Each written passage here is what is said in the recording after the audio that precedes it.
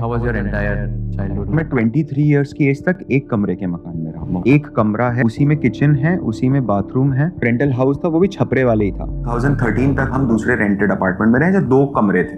यार उसमें क्या हुआ ना, 2013 में उसका छज्जा गिर गया एक कमरे का, तो वो एक कमरा टेक्निकली हम यूज नहीं कर पा रहे थे, उसको बंद कर दिया फिर हमने। मतलब उसमें आसमान दिख रहा है। Wow, I'm getting goosebumps right now. You took 6 attempts to clear CA. Yeah. And then you are like one of the most highly followed person when it comes to finance and valuation in India. 29 years की as तक मेरे को कोई idea नहीं था कि मैं मेरी लाइफ में क्या करूंगा। Covid came as a disguise bro. संपूर्ण देश में संपूर्ण लॉकडाउन होने जा रहा है। काम करना है कि अब मुझे सिर्फ अगले 6 महीने वैल्यूएशन में डीप डाइव करना है, कुछ नहीं करना। एंड HSBC में मैंने दामोदरन ने जो लिखा है उसको मैंने कागज पे प्रिंट कर दिया। I got a memo also. मेरा बॉस आके बोलता है, bloody you printed 4000 pages in last 2 months, what are you doing? Right? What do you recommend? 2026 में स्टूडेंट्स को CFA करना चाहिए या नहीं करना चाहिए? जितना जल्दी आप CFA करोगे उतना बढ़िया है। आप आज नहीं करोगे तो बाद में करना पड़ेगा। लेट्स से किसी ने CA किया है और CFA के तीनों लेवल्स क्लियर कर लिए, तो क्या एक्सपेक्ट कर सकते हैं? मिनिमम मिलना चाहिए। सिर्फ BCom किया है एंड CFA के तीनों लेवल्स क्लियर किए, तो वो ₹9 when did you make your first ₹1 crore and took me almost 32 years to make my first 1 crore. And अभी जैसे कोई एक स्टूडेंट ये वीडियो देख रहा है एंड फाइनेंस जॉब में अभी अप्लाई करेगा, तो ऐसे 4 या 5 क्वेश्चंस आप बताओ कि ऐसे क्वेश्चंस पूछ सकते हैं। वो स्टूडेंट से 2 तरीके के सवाल पूछता है।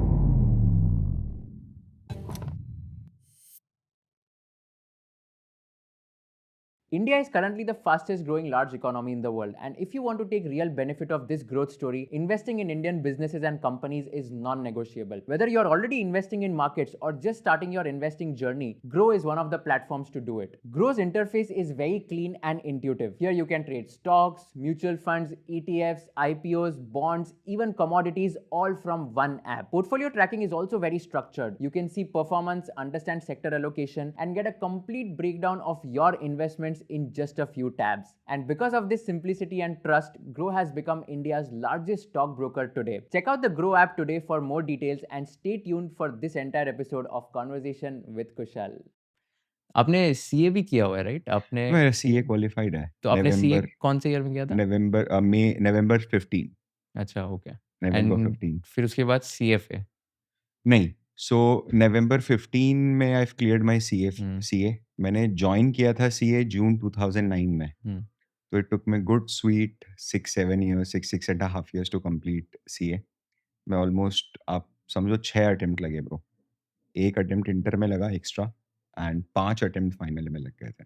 बाप रे! तो फाइनल टुक मी 5th अटेम्प्ट में मेरा क्लियर हुआ। पहले 3 अटेम्प्ट में कुछ हिला नहीं, नो निडल, कुछ भी नहीं हुआ। फिर 4th अटेम्प्ट में I got cleared second group which used to be like most gigantic. DTA है, IDT है और इसका है और ये सब चीज़ें। तो वो मतलब पूरा हाथ ही निकल गया, सिर्फ छोटी सी पूंछ बची है। तो फिर अगली बार हिम्मत करके I just cleared it. February, if I have to be very precise, 17th जनवरी 2016 को रिजल्ट आया था। 8th फरवरी को मैंने सामने इंडिया बुल फाइनेंस सेंटर में येस बैंक में ज्वाइन किया था। बट उस टाइम पर क्या था यार, फैमिली में कंडीशन ऐसी थी कि आई कैन नॉट डेफर अ पे चेक। ये चीज़ बहुत सर्टेन थी कि अब ऑलरेडी मैं 2.5 इयर्स डाउन हूँ। अब यार मैं CA बनने के बाद ये प्रिविलेज नहीं है मेरे पास कि मैं 3 महीने घर पे बैठूंगा एंड मैं मेरे पसंद की नौकरी पे जाऊंगा। तो मुझे याद है, मेरे को KPMG से फार्मास्यूटिकल में एक ऑफर आया था, फार्मास्यूटिकल डिपार्टमेंट में internal audit. I have rejected that offer, 9 lakh rupees. And then I started at Yes Bank internal audit में। येस बैंक में कारण ये था कि एटलीस्ट फिनेंस से रिलेटेड कुछ तो है। I am not going to pharma और मैन्युफैक्चरिंग और sales. So I started with Yes Bank. अब यार मतलब अगर आप देखोगे तो I belong to a very small cantonment town near Indore. Mhow करके एक जगह है, मिलिट्री हेडक्वार्टर्स ऑफ वॉर, बहुत छोटी जगह। पता है मेरा जो फ्लैटमेट था तुषार खंडेलवाल, वो भी मऊ से ही है। ओह वाह, ओह वाह। तो बहुत छोटी जगह एंड बहुत लिमिटेड रिसोर्सेज हैं। जिन लोगों ने भी करा है ना, उन लोगों ने महू से रोज वो इंदौर ट्रैवल करेंगे एजुकेशन के लिए, मतलब वो एक रूटीन का पार्ट रहा है। तो जब मैं 2016 में मुंबई आया तो everything was very flashy for me, specially the corporate life, right? कि आप काम ही 23rd फ्लोर पे कर रहे हो, मतलब ऐसा है। तो वो पहला महीना तो उसमें निकल गया। फिर internal audit by the virtue of the job, उसमें ट्रैवल बहुत होता था। We are travelling across the branches देखने के लिए क्या चल रहा है, रेगुलेशंस कैसे हैं, कंप्लायंसेस कैसे हैं। तो यार वो 6 महीने क्या हुआ ना, जैसे आप नया-नया एक एड्रेनालाइन रश नहीं होता है कि 5 स्टार्स में रुक रहे हैं, फ्लाइट्स ले रहे हैं, काउंट करते थे फ्लाइट कि इस महीने इतनी फ्लाइट्स हो गई, अगले महीने इतनी फ्लाइट्स हो गई, इतने 5 स्टार नाइट स्टे हो गया। 6 महीने बाद, क्योंकि ये सब तो मटीरियलिस्टिक है ना, एक पॉइंट ऑफ टाइम तो ऐसा आता ही है जब आप इन सब चीज़ों से बोर हो जाते हो। Like no matter you are staying in a 1 lakh rupee tariff का room, you are not enjoying that thing. तो वो सेम पॉइंट आ गया 6 महीने में कि यार मैं क्या कर रहा हूँ? मतलब मैं मंडे मॉर्निंग 4 बजे उठ के एयरपोर्ट जा रहा हूँ, फ्राइडे को 11 बजे वापस घर आता हूँ। सैटरडे, संडे मुंबई में लाश जैसा पड़ा रहता हूँ रूम में। What exactly I am doing? तो इसमें ऐसा था यार बॉस कि मैंने है ना दामोदरन सर के बारे में सुना था पहले से, अश्वत्थ दामोदरन। और मेरी जो पढ़ाई है ना, वो मोटे-माटे लेवल पे हिंदी मीडियम में हुई है यहाँ पर। तो वो दामोदरन, जब मैंने पहली बार उनको देखा था 2014-15 में while I was doing my CA, तब वो अंग्रेज़ी में बात कर रहे हैं। 30 इयर्स से ही वाज़ इन यूएस, तो पूरा एक्सेंट अमेरिकन एक्सेंट है। आप 30 साल से एक ही चीज़ अगर रोज़ पढ़ा रहे हो, तो यू हैव दैट टेंडेंसी कि आप बेसिक छोड़ के बिटवीन द लाइन्स बात करना शुरू कर देते हो। एक वो एक्सपर्टीज़ आ जाता है आपकी बातों में। तो आप बेसिक ग्राउंड, मतलब एकदम आसानी से समझ में आ जाए वैसी चीज़ नहीं करते हो। तो ये सब तकलीफ़ उस टाइम पर आई थी। तो मैंने है ना 2016 के एंड तक आते-आते दामोदरन सर को फिर से एक बार ट्राई दिया। मतलब ट्राई क्या दिया, I have surrendered my self कि नहीं अब तो करना ही है। एंड फिर ऐसा था कुशाल कि यहाँ से मैं जब भी ऑफ़िस से फ्री होता था, लाइक 9:30 पीएम मैं घर पहुँच रहा हूँ, तो I used to sit for 2 and a half hours and watch his videos. जो आ रहा है समझ में, जो नहीं आ रहा है, नहीं आ रहा है। मेरे को तो देखना है, वैसा चीज़ है। अंग्रेज़ी है 2-3 बार देखूँगा तो समझ में आ जाएगा। यहाँ पर आने के बाद, मुंबई आने के बाद इंग्लिश में फ्लुएंसी आई because you need an environment to learn language. फिर उसके बाद है ना बुक्स वगैरह मैं दामोदरन सर की हमेशा 24/7 मेरे पास रहती थी, investment valuation, Damodaran's investment valuation. And यार वो करते-करते धीरे-धीरे काम चल रहा था। मैं एफर्ट डाल रहा था, मैं ढूँढ रहा था फाइनेंशियल मॉडलिंग कहीं से सीख जाऊँ उस टाइम पर।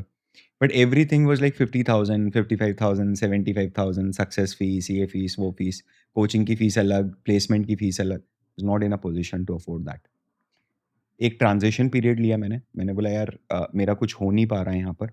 बॉम्बे के अंदर फाइनेंस जॉब भी नहीं मिल पा रही है। आई वाज़ डेट रिडन, ये वो बहुत सारे सब नेगेटिव पॉइंट्स था। तो मतलब डेट रिडन? डेट रिडन, आपने लोन क्योंकि लिया था? हाँ, मैंने सीए बनने के पहले ही 17.5 लाख रुपीज़ का होम लोन लिया था। ओह! एंड ट्रस्ट मी, वो एक होम लोन ने मेरे 5 साल तक मेरे माइंडसेट को जकड़ के रखा। मतलब मेरे को 5 साल तक दिन-रात सिर्फ़ एक ही चीज़ सताती थी कि ब्रो, ये मैं 17.5 लाख रुपए का लोन उतारूँगा कैसे? ना मेरी सैलरी ही 57 47,000 रुपीज़, 50,000 रुपीज़ जो फर्स्ट पे, 17,000 रुपीज़ मैं रेंट दे देता हूँ, वर्ली में रहता हूँ तो।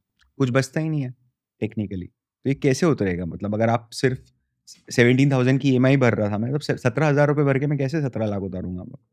तो वो बहुत ज़्यादा एक, और फिर उसके बाद कुछ गलतियाँ कर दी लाइफ़ में क्रेडिट कार्ड्स को लेके उस टाइम पर।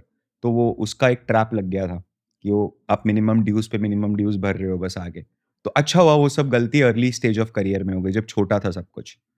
तो यार फिर क्या हुआ ना, जब मैंने डिसाइड करा तो आई थॉट कि मैं 2017 आते-आते I quit and I went to Bangalore. Bangalore में एचएसबीसी में मैं स्ट्रैटेजिक ट्रांज़ैक्शन ग्रुप में लगा।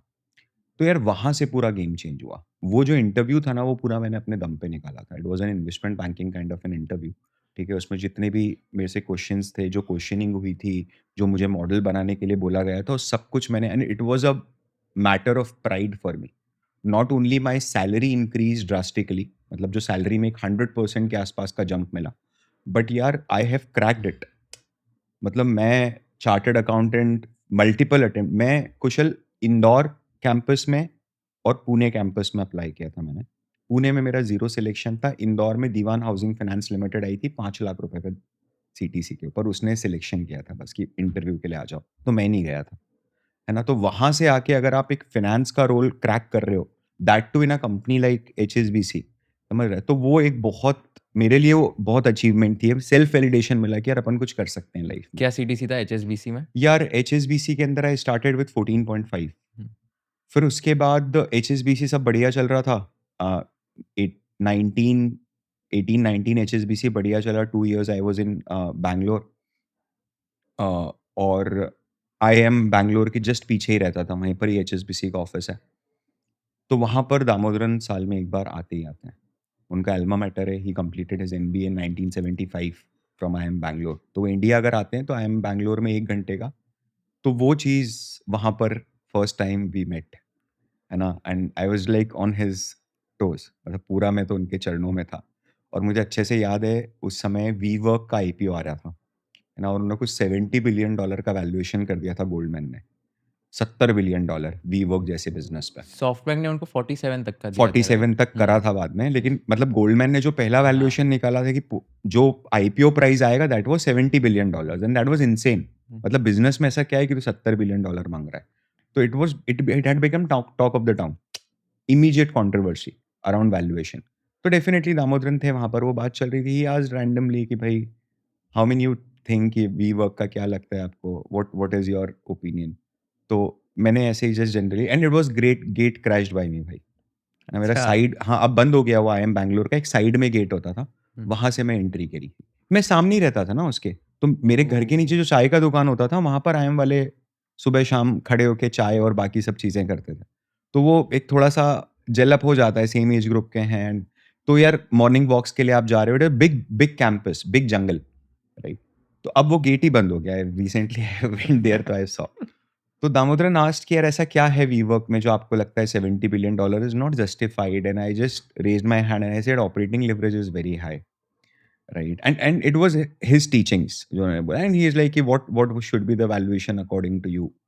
तो आई थॉट $17 बिलियन, मतलब ओके, मतलब what should be valuation according, मतलब $7 billion, not more than that. Okay.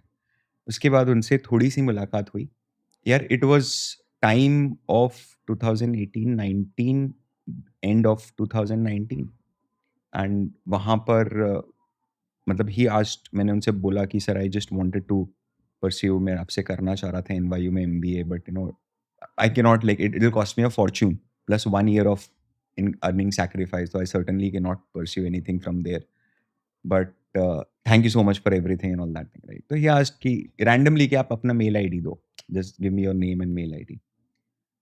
उन्होंने दिया, एंड 27th ऑफ जनवरी 2020 सुबह 7 बजे मैं सो के उठा, एंड रात को 2:30 बजे एक ईमेल आया है, एनवायू एडमिशन ऑफिस से, है ना? एंड वो मेल अभी तक, मतलब वो it was a goose bump. तो पहले तो वही लगा कि कोई फ्रॉड तो नहीं चल रहा है ना?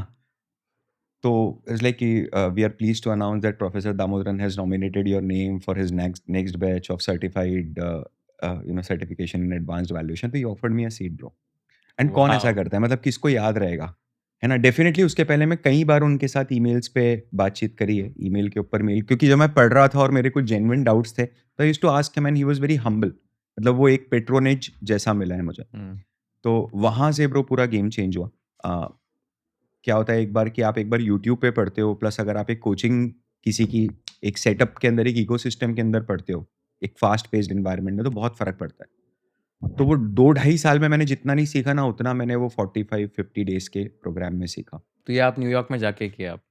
कोविड आ गया था अच्छा, उस टाइम पर, तो ऑनलाइन इट वाज़ था। ऑनलाइन। ओके। तो न्यूयॉर्क तो anyways I could not afford, मैं उस टाइम पर नहीं जा पाता था। मैं जा ही नहीं सकता था। मुझे मतलब बहुत सारी चीज़ें थी। I I had strong commitments behind me.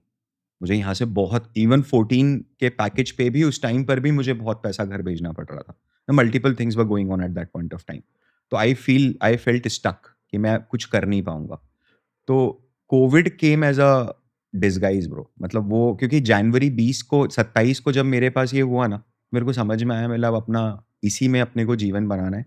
Valuation is the only thing, और मुझे बस एक ही काम करना है कि अब मुझे सिर्फ़ अगले 6 महीने वैल्यूएशन में डीप डाइव करना है और कुछ नहीं करना है।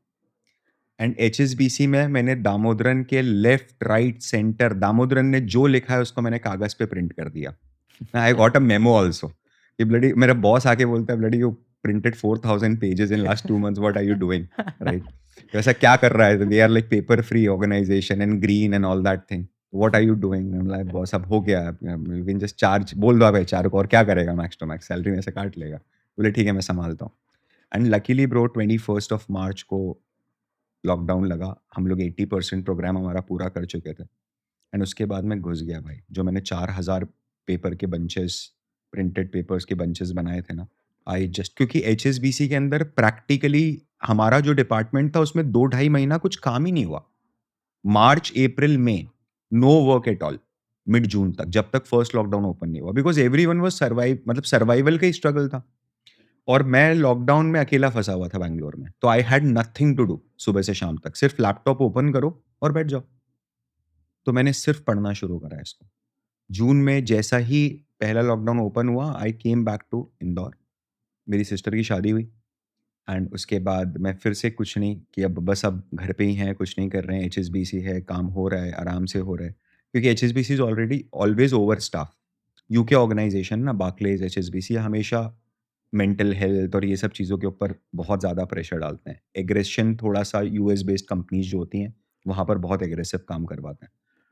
तो अगस्त में 15 अगस्त को मैंने खुद से कैनवा में एक डिज़ाइन तैयार किया एंड कि boot camp in advanced valuation करके मैंने स्टार्ट करा, फ्री बूट कैंप 15 दिन।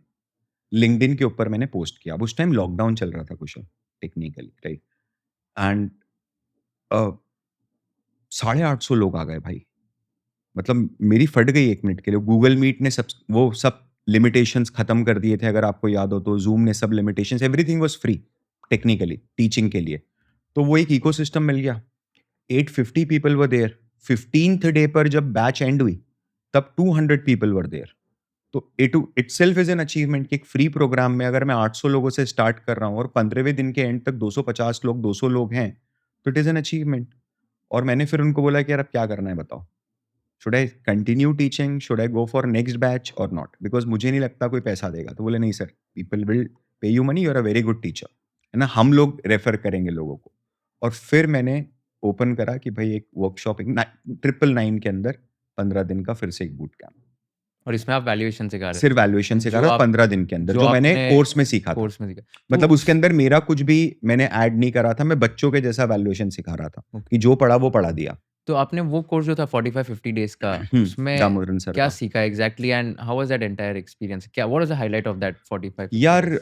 देखो, दामोदरन सर का क्या है ना, अगर उनका आप देखोगे तो उन्होंने ऑलरेडी हर साल वो अपने एमबीए और अंडरग्रेड के प्रोग्राम्स को यूट्यूब पे डालते ही हैं। अब वो प्रोग्राम में द ओनली पार्ट इज़ कि आपको हर 15 डेज़ में दामोदरन के साथ लाइव जाने का मौका मिलता है for 90 minutes, Q and A kind of sessions.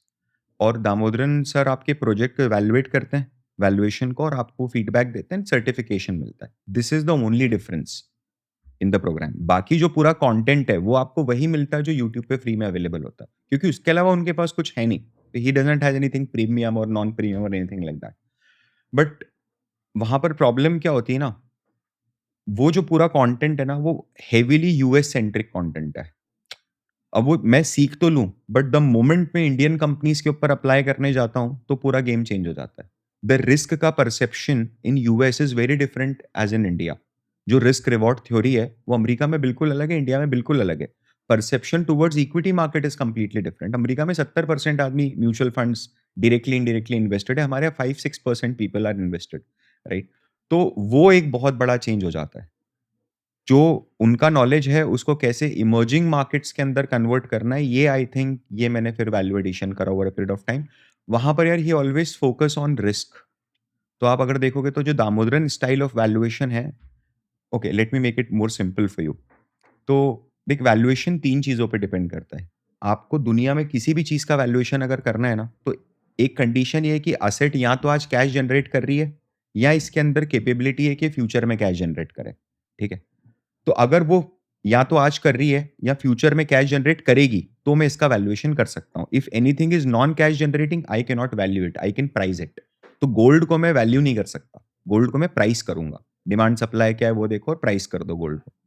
तो जिसकी किसी भी चीज का अगर वैल्यूएशन हो सकता है, तो वो 3 पार्ट्स पे डिपेंड करता है, 3 फैक्टर्स पे डिपेंड करता है। Number 1 cash flow, growth and risk, CGF, ठीक है? अगर किसी असेट का cash flow generating capabilities increase हो गई है, उसके मार्जिन इंक्रीज हो गए हैं, रॉ मटेरियल की कॉस्ट कम हो गई है ना, उसके डेट्स बोरिंग्स खत्म हो गई है, तो फ्री कैश फ्लो ज्यादा बच रहे हैं, तो उसका वैल्यूएशन ऑटोमेटिकली शूट अप कर जाएगा। एक एग्जांपल लो आप, जैसे 2020 में एपीएल अपोलो ट्यूब्स करके एक कंपनी है। अब उसके मैनेजमेंट ने एक 5 पॉइंटर प्लान लेके आया कि ये जो कोविड है इसको अपन एक रिवाइवल जैसा लेंगे, ना कि एक नेगेटिव लेंगे, और जब कोविड खत्म होगा तब तक अपन एक 5 पॉइंटर स्ट्रैटेजी पे काम करेंगे। उसमें ये था कि आज हम 25-30 डे का क्रेडिट देते हैं, क्रेडिट पे माल बेचते हैं, इसको अपन कैश एंड कैरी मॉडल पे ट्रांसफर करेंगे कि टेबल पे पैसा रख तब पाइप मिलेगा, नहीं तो नहीं मिलेगा। And bro they have done it in next 3 quarters. तो क्या हुआ ना, आज जो 28 दिन 25 दिन की सेल्स के बराबर का पैसा अटका हुआ रहता था मार्केट में क्रेडिट पे, वो आज सडनली रिलीज हो गया। The cash flow got shot up and the valuation got increase. The stock went 4x 5x in next 1.5 year, क्योंकि वो अंडर वैल्यूएशन था ना, प्राइस सेम थी और cash flow suddenly shoot up हो गए। सेकेंड एस्पेक्ट है ग्रोथ। किसी भी सेक्टर में अगर ग्रोथ दिख रही है, ग्रोथ आ रही है, तो वैल्यूएशन शूट अप होता है, ये तो बहुत सिंपल है। Third is risk. आप अगर देखोगे तो जो ये प्लेयर और वो प्लेयर बनाने की जो थे ना, व्हाट इज दैट, आईपीएल के टीम प्लेयर्स बनाओ, और दैट फैंटेसी क्रिकेट जो ये खिलाते थे, एमपीएल, हाँ मतलब dream 11, dream 11, IPL, yes dream 11 in hmm, Paytm first and ये लोग हम्म, सडनली एक दिन निर्मला सीतारमन आई, बोले नहीं नहीं 28% जीएसटी क्या होता है, 40% जीएसटी या 18% जीएसटी क्या होता है, 28% जीएसटी। रातों रात बिजनेस में रिस्क इंक्रीज हो गया, the valuation collapsed the very next day. तो ये 3 फैक्टर्स हैं, इन 3 फैक्टर्स के ऊपर वैल्यूएशन डिपेंड करता है। जो दामोदरन स्टाइल ऑफ वैल्यूएशन है ना, वो रिस्क सेंट्रिक है। दामोदरन बोलते हैं आप रिस्क परसेप्शन माप लो, तो दामोदरन का पूरा फोकस होता है कि मैं रिस्क फ्री रेट मजबूती से निकालूं, पढ़ाऊं।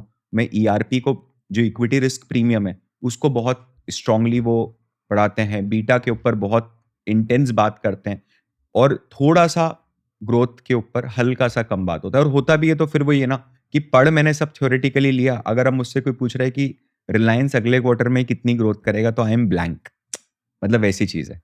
तो वो एक बहुत बड़ा। और एक बात और बताऊं कुशल, जो मुझे बहुत ड्रास्टिक फर्क लगा, और ये कोई भी रिलेट कर जाएगा जिसने हिंदुस्तान में एजुकेशन ली है और इंडिया के बाहर एजुकेशन लिया, वहां पर है ना स्पून फीडिंग नहीं होती है यूएस के अंदर।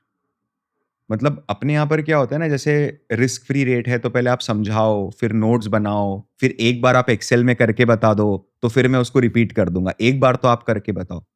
तो वहां पर केवल एक फर्स्ट क्लास कंप्लीट हुई, 90 मिनट्स की क्लास थी, रिस्क फ्री रेट उन्होंने एंड टू एंड कंप्लीट कर दिया।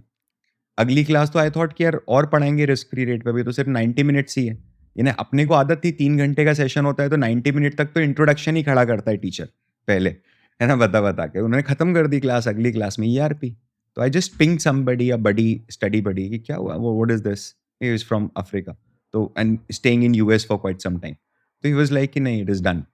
मतलब इट इज डन मतलब अभी तो, और what about the gap of understanding, बोले you have to cope up yourself by reading research papers and by जो उन्होंने दामोदरन ने लिखे हैं, and by reading his books। तब मुझे समझ में आया कि कितना डिफरेंस है। मतलब हम लोग, ये Indian students are very good in doing mechanical work. आप मुझे सर एक बार करके बता दो, मैं कर दूंगा, बट वो सिचुएशन से हल्का सा डेविएशन अगर हो गया तो मैं नहीं कर पाऊंगा ना, वो चीज होती है। एप्लीकेटिव माइंडसेट कमजोर होता है थोड़ा सा। ये मैंने सीए में भी एक्सपीरियंस किया था, जहाँ पर अगर सेम क्वेश्चन पेपर में आ गया तो एकदम ऐसे कॉन्फिडेंस आता है कि अरे ये तो मैंने अभी सॉल्व किया था, एंड ऐसे लगता है कि हाँ इसका तो मेरे को स्टेप बाय स्टेप अप्रोच याद है। करेक्ट। बट कोई एक नया क्वेश्चन आ गया और एग्जाम में मैं जा रहा हूँ, तो मेरे को ऐसा लगा अरे यार ये क्वेश्चन तो मैंने कभी सॉल्व ही नहीं किया आज कभी तक, solve नहीं एंड किया। देन ऐसे फीलिंग आता था कि यार ये नया क्या, मतलब इसको लास्ट में सॉल्व करो, इसको होगा कि नहीं होगा। And you are absolutely right कि इससे क्या होता है कि जो क्वेश्चंस पहले सॉल्व किए हुए हैं उस पे ही फोकस जाता है, एंड बिकॉज उसका आंसर ही याद है तो देन वो एंकर ही ऑटोमेटिकली लग हो जाता जाता है, है। So correct. This is, I think this is a flaw in the education system, where let's say if you are asking the same questions which are there in the text book, students will memorize the answers instead of like conceptually applying it। Correct. तो correct. CA में तो मेरे साथ हुआ था। बिल्कुल, बिल्कुल। अरे हर जगह ही होता है, एवरीवेयर इट इज़ देयर। आपने जब बचपन में फोटोसिंथेसिस जैसी चीज़ भी पढ़ी होगी ना, तो लोगों ने उसको मेमोराइज़ करा था line by line, rather than understanding it, कि क्लोरोफिल होता है, वो खाना बनाता है and all those things, right? So यार वो ऐसा है, मतलब दामोदरन इज़ वेरी डिफरेंट। फिर अगर आप और ज़्यादा एक बार once you are through with Damodaran, then there is a very popular Spanish valuation teacher name is Pablo Fernandez, right? वो स्पेन के हैं, 70-75% वर्क उनका स्पेनिश लैंग्वेज में है, बट मैंने एआई की मदद से थोड़ा सा कन्वर्ट किया है ना? बट अमेजिंग, मतलब वो कैसे हैं पता है? उन्होंने एक रिसर्च पेपर लिखा है कि 60 mistakes in top corporate finance books, है ना? तो ऐसा रिसर्च पेपर लिखा है कि 15 points where Damodaran was absolutely wrong. मतलब रिसर्च पेपर का टाइटल ये है ना? तो वो एकदम एक क्रिटिसिज्म आपको मिलता है। ये चीज़ मुझे दामोदरन सर से मेरी मुलाकात हुई थी, तो he was there for ET master class इधर हयात में आए थे वो 2 साल पहले, 1.5 साल पहले। तो आई मेट हिम एंड उन्होंने मुझसे कुछ ब्रेकफ़ास्ट का अपॉर्च्युनिटी मिला था bro, and we are having and he just asked me, तो मैं तो आपको ही पढ़ाता हूँ। तो बोले Parth, I am just afraid of one thing, कि कहीं ऐसा ना हो कि तू प्योर मतलब सिर्फ लोग दामोदरन के कारण जाने एंड आप अपना आइडेंटिटी लूज़ कर दो। तो वो चीज़ मेरे को बहुत स्ट्राइक कर गया था कि यार नहीं, मैं 4 साल से सिर्फ एक ही बंदे को फ़ॉलो कर रहा हूँ, एटलीस्ट मैं किसी और को देखूँ तो सही। तो फिर मैंने जब थोड़ा-सा, और मुझे पता था बट पाब्लो फर्नांडिस सर को इतना पढ़ा नहीं था, तो आई स्टार्टेड रीडिंग हिम, एक नया पर्सपेक्टिव मिला। एक बार आप इन दोनों को पढ़ लेते हो, उसके बाद you can upgrade yourself towards Tim Koller. Tim Koller is the founding partner of McKinsey. McKinsey New York office में बैठते हैं and he is the guy जिन्होंने मैकेंजी में वैल्यूएशन प्रैक्टिस को पूरा खड़ा करा है। तो वैल्यूएशन प्रैक्टिस होती नहीं थी मैकेंजी में उसके पहले।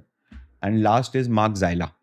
सो Mark Zyla is like the king of valuation, जो ग्राउंड वैल्यूएशन होता है। लाइक वेयर एकेडमिकली वैल्यूएशन में if Damodaran is the king, तो ग्राउंड लेवल पे जो रियल वैल्यूएशंस होते हैं उसमें Mark Zyla is the king. He is the founder of Kroll करके जो कंपनी है, उनके फाउंडर भी हैं, जो consulting firm Duff and Philip जो पहले थी। एंड डाइवोर्स वैल्यूएशंस और फाइनेंशियल स्टेटमेंट्स के लिए जो गुडविल इम्पेयरमेंट वैल्यूएशंस होते हैं, ये सब मार्क ज़ाइला करते हैं। इनकी काफ़ी सारी किताबें हैं एंड यही तरीका है आगे बढ़ने का। आपको स्टेप बाय स्टेप पढ़ना पड़ेगा। दामोदरन को स्किप करके आप वैल्यूएशन नहीं सीख पाओगे। तो माइंडसेट शिफ्ट कैसे हुआ इतना? Like I want to understand when you are giving your CA exams, hmm, you said that you took 6 attempts to clear CA, या and then now you are like one of the most highly followed person when it comes to finance and valuation in India. Let's say 2015 का Partha Verma and 2026 का पार्थ वर्मा, ये 10 years में how do you think what was the main difference? Like what were you lacking back then and what is something that you're doing now? यार I feel कुशल, पता है, आप कितना भी बोल दो, एक्सपोज़र का बहुत फ़र्क आता है। आपके एक्सपोज़र का बहुत फ़र्क आता है। अ, आपके एनवायरनमेंट, अपब्रिंगिंग का बहुत फ़र्क आता है। अगर किसी के पास बचपन से या मिड एज से, मिड टीन से एक गाइडेंस है, मैं नहीं बोल रहा हूँ कि पेरेंट्स पढ़े लिखे होना ज़रूरी है, वैसा ज़रूरी नहीं है, बट एक गाइडेंस है, कोई मेंटर है गाइड करने वाला कि भाई तू ये मत कर, बस इतना ही कोई बता देगा ना, तो उससे बहुत डिफरेंस क्रिएट होता है।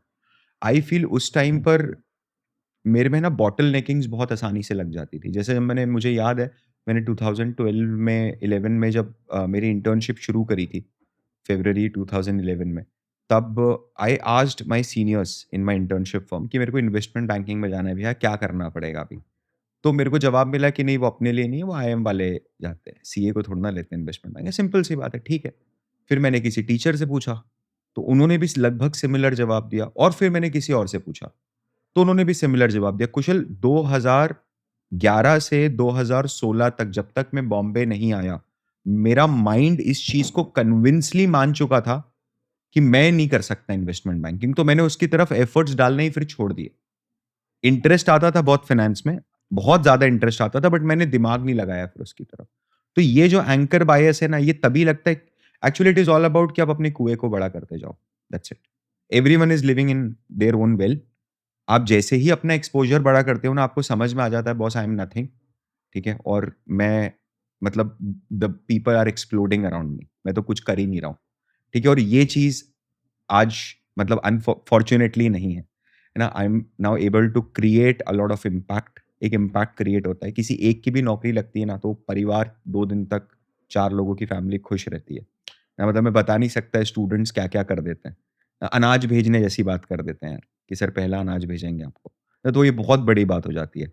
ना कि सर आप तो मतलब वो इस तरीके की चीज़ आदमी बोल रहा है। तो यार वो there is no comparison. I think उस टाइम पर तो आई वाज़ अ सीकर। मैं क्लूलेस था ब्रो मेरी लाइफ़ में for a good period of time. मैंने मेरी पूरी 20s तक मेरे को हवा भी नहीं थी कुशल। 29 इयर्स की एज तक मेरे को कोई आइडिया नहीं था कि मैं मेरी लाइफ़ में क्या करूँगा। सिर्फ मंडे उठ के जा रहे हैं, फ्राइडे वापस आ रहे हैं ऑफिस। यही यही चल रहा था, गोल, गोल, गोल, गोल, गोल, गोल। 29 की एज तक? 29 की एज तक, How old are you right now? 34, 35। Oh, okay. So I am 1991 born. Okay.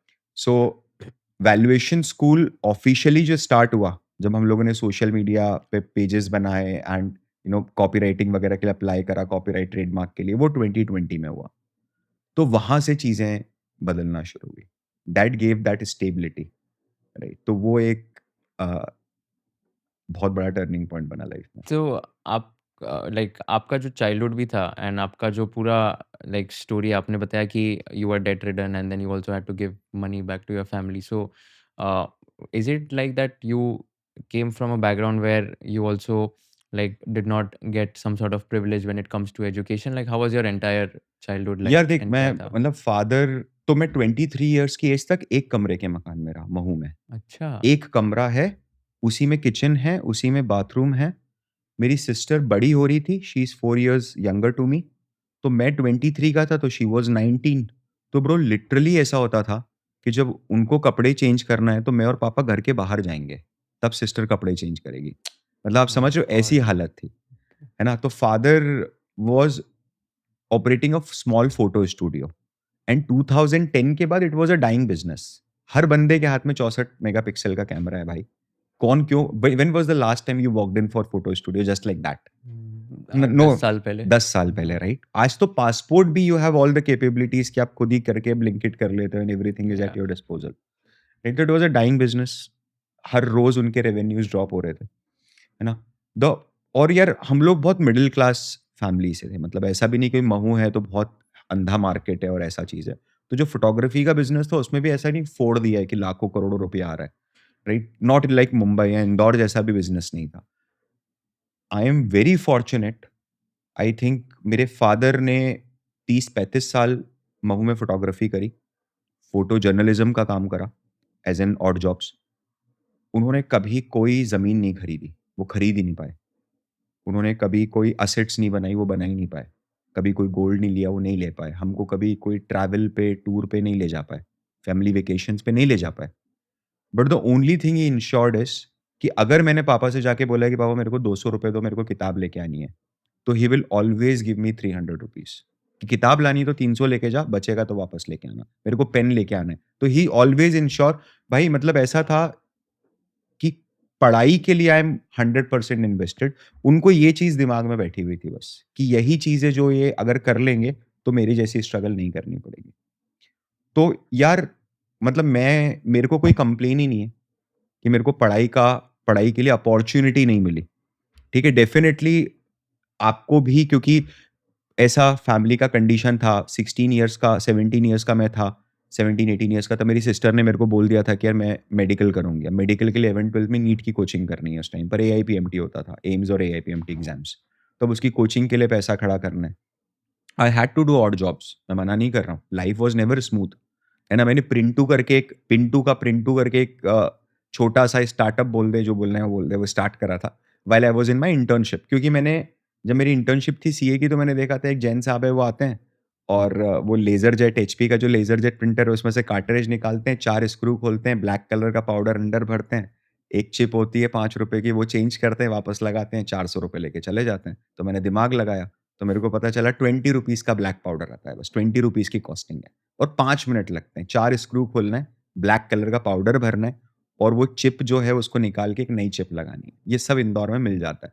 Silver mall करके एक जगह है, तो वहाँ से ले लिया ब्रो। एंड लिटरली लाइक ये जो अपने क्यूटिकल्स होते हैं, ये मेरे ब्लैक रहते थे 6 महीने 8 महीने तक, क्योंकि मैंने वो काम करा। तो मैंने मेरे ऑफ़िस से ही स्टार्ट करा था एंड वहाँ से फिर धीरे-धीरे करके आस-पास के ऑफ़िसेज़ में सर वाज़ वेरी कोऑपरेटिव। मैंने एक बंदा भी रख लिया था कि मैंने उसको सिखा दिया और वो करके आया। फिर अल्टीमेटली ये हुआ कि यार अब है तो काला काम ना, it is not a white collar job, वैसी चीज़ तो है नहीं। जब थोड़ा-सा आगे चीज़ें ठीक हुई, तो फिर मैंने उसको दे दिया कि मतलब you take it over from here, I am not interested in doing this, right? तो इस तरीके के भी काम करे। बट यार इसका ये मतलब यार अपने से बहुत ऑड कंडीशंस में लोगों ने पढ़ाई करी है ना? तो वैसी कंडीशन तो कभी नहीं रही, ना कि पढ़ने के लिए बिजली नहीं है और लैंप पोस्ट के नीचे बैठ के पढ़ रहे हैं या घर पे माँ-बाप लड़ रहे हैं और आप पढ़ाई कर रहे हो। नहीं, एक कमरे का मकान था, बट दे इंश्योर कि डिसिप्लिन मेंटेन रहे, है ना? और फिर हम लोग भी इंश्योर करते थे उस चीज़ को कि यार सुबह 4 बजे उठ के पढ़ लेते हैं जब, है ना? ऐसा नहीं हो रहा है, हम लाइब्रेरीज़ में चले जाते हैं, ऐसे स्टडी सेंटर्स में चले जाते हैं। तो वहाँ से फिर जर्नी स्टार्ट हुई and during that I studied across all my schooling. मैंने गवर्नमेंट स्कूल से ही करी है। पहले एमपी गवर्नमेंट स्कूल थी, फिर केंद्रीय विद्यालय था। तो वहाँ पर भी कोई बहुत ज़्यादा ऐसा पैसा खर्च नहीं हुआ। Wow! I am getting oh! Goosebumps right now and I oh! Mean मैं एक आदमी से अभी मिला था, उनका ओह! स्टोरी ऐसा था कि ही cleared CA when he was 21 I think या 22 जब वो सीए क्लियर हुए एंड वो ना एक वन रूम चॉल में ही रहते थे मुंबई में। He used to wake up at 3 AM, go to vegetable shop जो उनके पापा की थी 4 एएम दादर में। 4 टू 6 एएम वेजिटेबल्स सेल करते थे उनके पापा के साथ जो उनका झोला रहता था। देन आर्टिकलशिप जाते थे 7 टू सॉरी देन क्लासेस जाते थे 7 टू 10 एएम सीए फाइनल के जो होते थे। 10 से 9 आर्टिकलशिप में काम करते थे। आने के बाद थोड़ा रिवाइज़ करते थे, sleep by 11 PM and wake up at 3 am again. This was his journey for almost like पूरा आर्टिकलशिप फेज़ तो था ही बट इवन सीए के स्टार्ट से उनका पूरा जर्नी ये था। अम, एंड देन जैसे ही सीए बने वो उसके बाद ओमान में जॉब लगी। ओह! ओमान में जॉब लगी, 3-4 साल जॉब किया, फिर खुद के बिज़नेसेस चालू किए एंड देन उसके बाद he went to like start his own business and today he was telling me he owns 5 houses in Dubai wow! And Oman, has like luxurious cars, he is just 32, 33 right now. Wow! पूरा जो एकदम घर एक ठाणे में घर खरीद लिया मम्मी-पापा के लिए, भाई वॉव! के लिए etcetera and like that story really like हम्बल्स me because क्या बैकग्राउंड से आते हैं एंड देन क्या पूरा वो बोलते हैं ना एक एक लाइक एक कोई तो भी चाहिए होता है जो पूरा जनरेशन की चेंज कर देता है, हाँ, फैमिली का पूरा एक ये चेंज कर ब्रेक देगा। चेन ब्रेक कर देता है। करेक्ट। करेक्ट, तो आई correct. Think that was something which was very inspiring. Similarly like I mean when you said कि वन रूम वहाँ पे ऐसे स्टडी हाँ यार, करते आई विल थे तो शेयर पिक्चर बहुत ज़्यादा आप दिखाना गूज़बम्प्स और होते थे। आपके गेस्ट्स को। बट आप बेसिकली वहाँ पे मतलब फिर पढ़ाई कैसे हो पाती थी? लाइक यार वो नहीं हो तो पाती थी ना, तो आप डिफ़िकल्ट ही होता जैसे था। मेरे कोचिंग होती थी, जो सीए की आप कोचिंग होता है, सुबह 6:30 बजे इंदौर में टेक्स की क्लास लगती है and Indore is like 30 kilometres, 25 kilometres hmm. From Mau. तो आपको 4:15 का ट्रेन पकड़ के निकलना है। और प्रैक्टिकली मेरे को महू सुबह सवा 4 बजे की ट्रेन पकड़ने के लिए रेलवे स्टेशन पे होना है, तो मेरे को 3:35, 3:45 मेरे को घर से निकलना है पैदल-पैदल। ये रूटीन था ब्रो। 3:45 को घर से निकल रहे हो आप, 4:15 की ट्रेन पकड़ रहे हो। 4:15 की ट्रेन 5:30, 5:15 तक पहुँचेगी, क्योंकि उसके बाद कोई ट्रेन नहीं है जो क्लास के पहले पहुँच जाए। एंड फिर आराम से नाश्ता करते हुए पैदल-पैदल आप वहाँ तक जा रहे हो। एंड वहाँ पर फिर डीएवीवी जो देवी अहिल्या विश्वविद्यालय है, इंदौर में जो लोकल यूनिवर्सिटी है, वहाँ की लाइब्रेरी ज़िंदाबाद भाई। वहीं पर ही बैठ के पढ़े हैं सारे सीए स्टूडेंट्स। फिर हुँ। डोंट हैव एनी, मतलब संडे को भी अगर मेरे को कोई यानी ऑफ़िस नहीं है ना, तो भी मैं इंदौर जाऊँगा। क्योंकि मैं घर पे कैसे पढ़ूँगा? एक कमरे के मकान में मतलब आप किसी को कैसे बोलोगे कि आप मत काम करो मम्मी, है ना? तो वो एक आपको फ़ोकस मिल ही नहीं पाता है कभी भी। सो देन उसके बाद क्या हुआ फिर जैसे आप बता रहे थे कि आप वो वन रूम किचन में ही रहते थे, हाँ फिर ब्रो, उसके तो बाद उसके बाद कैसे फिर शिफ्ट हुए? यही हुआ कि कुछ घर पे बात हुई एंड फिर हम लोगों ने डिसाइड करा कि नहीं, अब एक थोड़े बड़े रेंटल फ्लैट में मूव होते हैं। तो रेंटल हाउस था, वो भी छपरे वाले ही था। तो वहाँ पर हम रहे। मतलब 2010 में हमने वो छोड़ा था एंड 2013 तक हम दूसरे रेंटेड अपार्टमेंट में रहे, जो 2 कमरे थे और एक पीछे किचन एंड टॉयलेट। बट यार उसमें क्या हुआ ना, 2013 में उसका छज्जा गिर गया एक कमरे का, बारिश में। तो वो एक कमरा टेक्निकली हम यूज़ नहीं कर पा रहे थे, उसको बंद कर दिया फिर हमने। मतलब उसमें आसमान दिख रहा है आपको। आप अगर कमरे में घुस रहे हो तो ऊपर, बाप है ना? रे! एंड फिर मम्मी ने and mummy was like very angry. वो मतलब उस टाइम पर ऐसा था कि यार कंडीशन ऐसी बन गई थी कि वो एक्नॉलेज ही नहीं कर पा रही थी कि पापा ने कितना एफर्ट डाले हैं अपनी लाइफ में ना। उनको बस एक ही लग रहा था कि घर नहीं है। तो अब ये फिर डिसाइड करा कि नहीं, अब जाएँगे तो खुद के अपार्टमेंट में जाएँगे। नहीं तो नहीं, अपना खुद का ही घर लेना है अब यहाँ से मूव करेंगे तो। तो ब्रो वो बहुत बोल्ड कॉल था। तो आपने फिर मेरे वो पास लोन सिर्फ़ लिया। 50,000 रुपए थे कुशल उस टाइम पर। मम्मी ने दिए थे मुझे बुक करके आने के लिए वो फ्लैट, है ना? एंड मैंने वो फ्लैट बुक करा। मैंने यूको बैंक से लोन लिया। यूको बैंक में एक मैनेजर थे, he was very kind to me. मैंने उनको क्लियरली बता दिया था कि सर मेरा एक ग्रुप हो गया है, मैं अगले 1 साल में सीए बन जाऊँगा।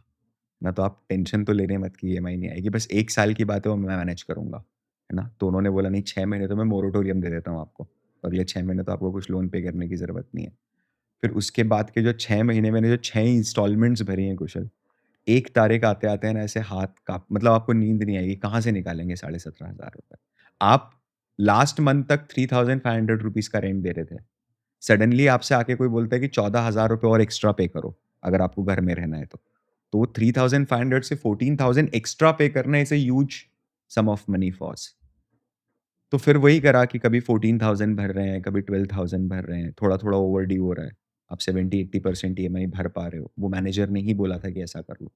और फिर उस टाइम तब मेरे लिए बहुत क्रिटिकल हो गया था सीए निकालना, इसलिए रॉकेट प्रिंसिपल कि अब तो निकालना ही पड़ेगा। तभी तो इंटरनल ऑडिट में काम करा यार, नहीं तो मैं नहीं करता। मतलब ये एक थोड़ा-सा मेरे को लगा कि मेरा एक start of the career non finance से हुआ तो मेरे को बहुत एफर्ट लग गए। मतलब स्लीपलेस नाइट्स, मैं बीडीडी चौल में रहता था पीछे यहाँ पर, इंडिया येस बैंक में जब काम करता था, तो बहुत एफर्ट लग गया यार। इसलिए मैं स्टूडेंट्स को भी बोलता हूँ मेरे, पहला जॉब जो आपका होता है ना, लोग बहुत कैजुअली बोलते थे कि नहीं अभी मैं ऑडिट में ले लेता हूँ, अभी मैं टैक्स में ले लेता हूँ, बाद में मैं फाइनेंस में कन्वर्ट, ऐसे नहीं होता है। नहीं हो पाता है कन्वर्ट, आप नहीं कर पाते हो और आपको फिर उसी के अंदर होके रह जाना पड़ता है। मैं ये नहीं बोल रहा हूँ कि ऑडिट खराब है या टैक्सेशन खराब है, आपको पता है पीपल हैव मेड फॉर्च्यून, मतलब करोड़ों रुपया कमाते लोग ऑडिट और टैक्सेशन करके, ठीक है? बट हर किसी को नहीं करना है ना, और जिसको नहीं करना है अगर वो ज़बरदस्ती सिर्फ़ पैसे के लिए कर रहा है, तो फिर तो मैं मेरी क्लास में एक चीज़ बोलता हूँ कि पहली नौकरी दाम पे नहीं, काम पे। दाम देख के पहली नौकरी पे नहीं जाएँगे अपन।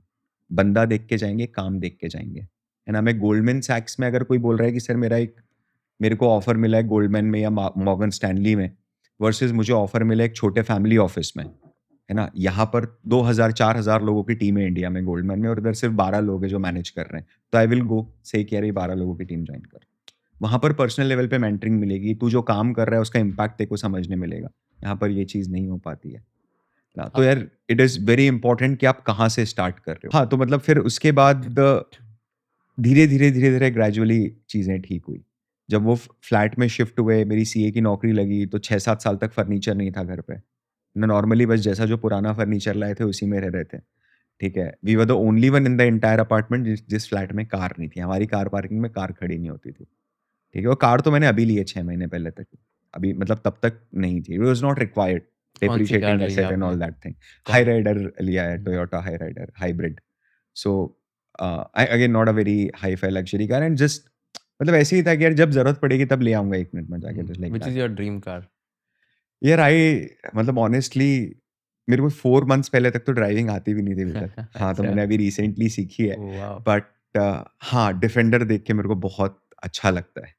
ना but again it is like 3.5 CR for a car according to my calculation आपको कम से कम 100, 150, 200 करोड़ रुपए के ऊपर का आदमी होना चाहिए। तब आप 3 करोड़ की कार अफोर्ड कर पाओगे। ना हुँ, मतलब उतना आपका वेल्थ होना चाहिए if you really want to go like that.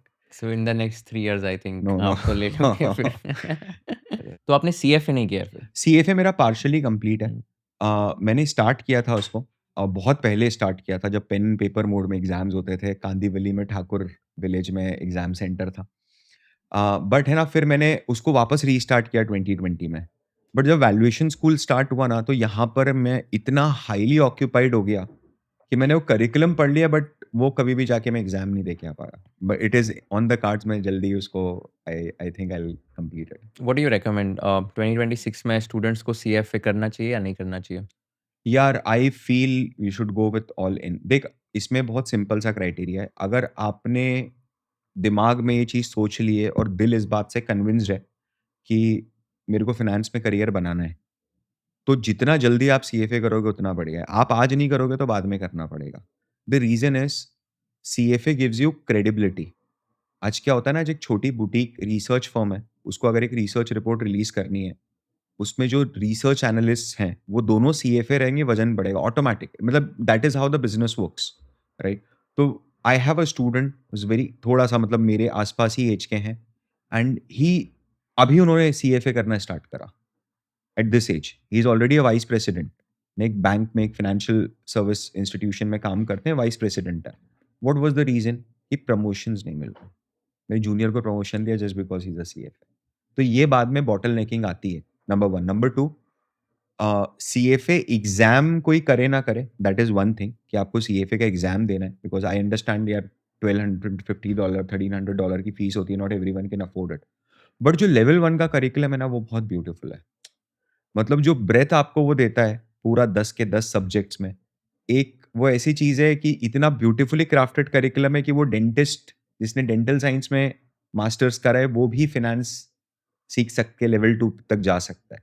तो आई थिंक सीएफए के लेवल 1 का करिकुलम पढ़ना तो एक बार सबको चाहिए, भले ही कोई सीएफए करता ही नहीं करता है। बट जो सिंसियर है वो तो सीएफए करेंगे यार, नो नो ऑप्शन।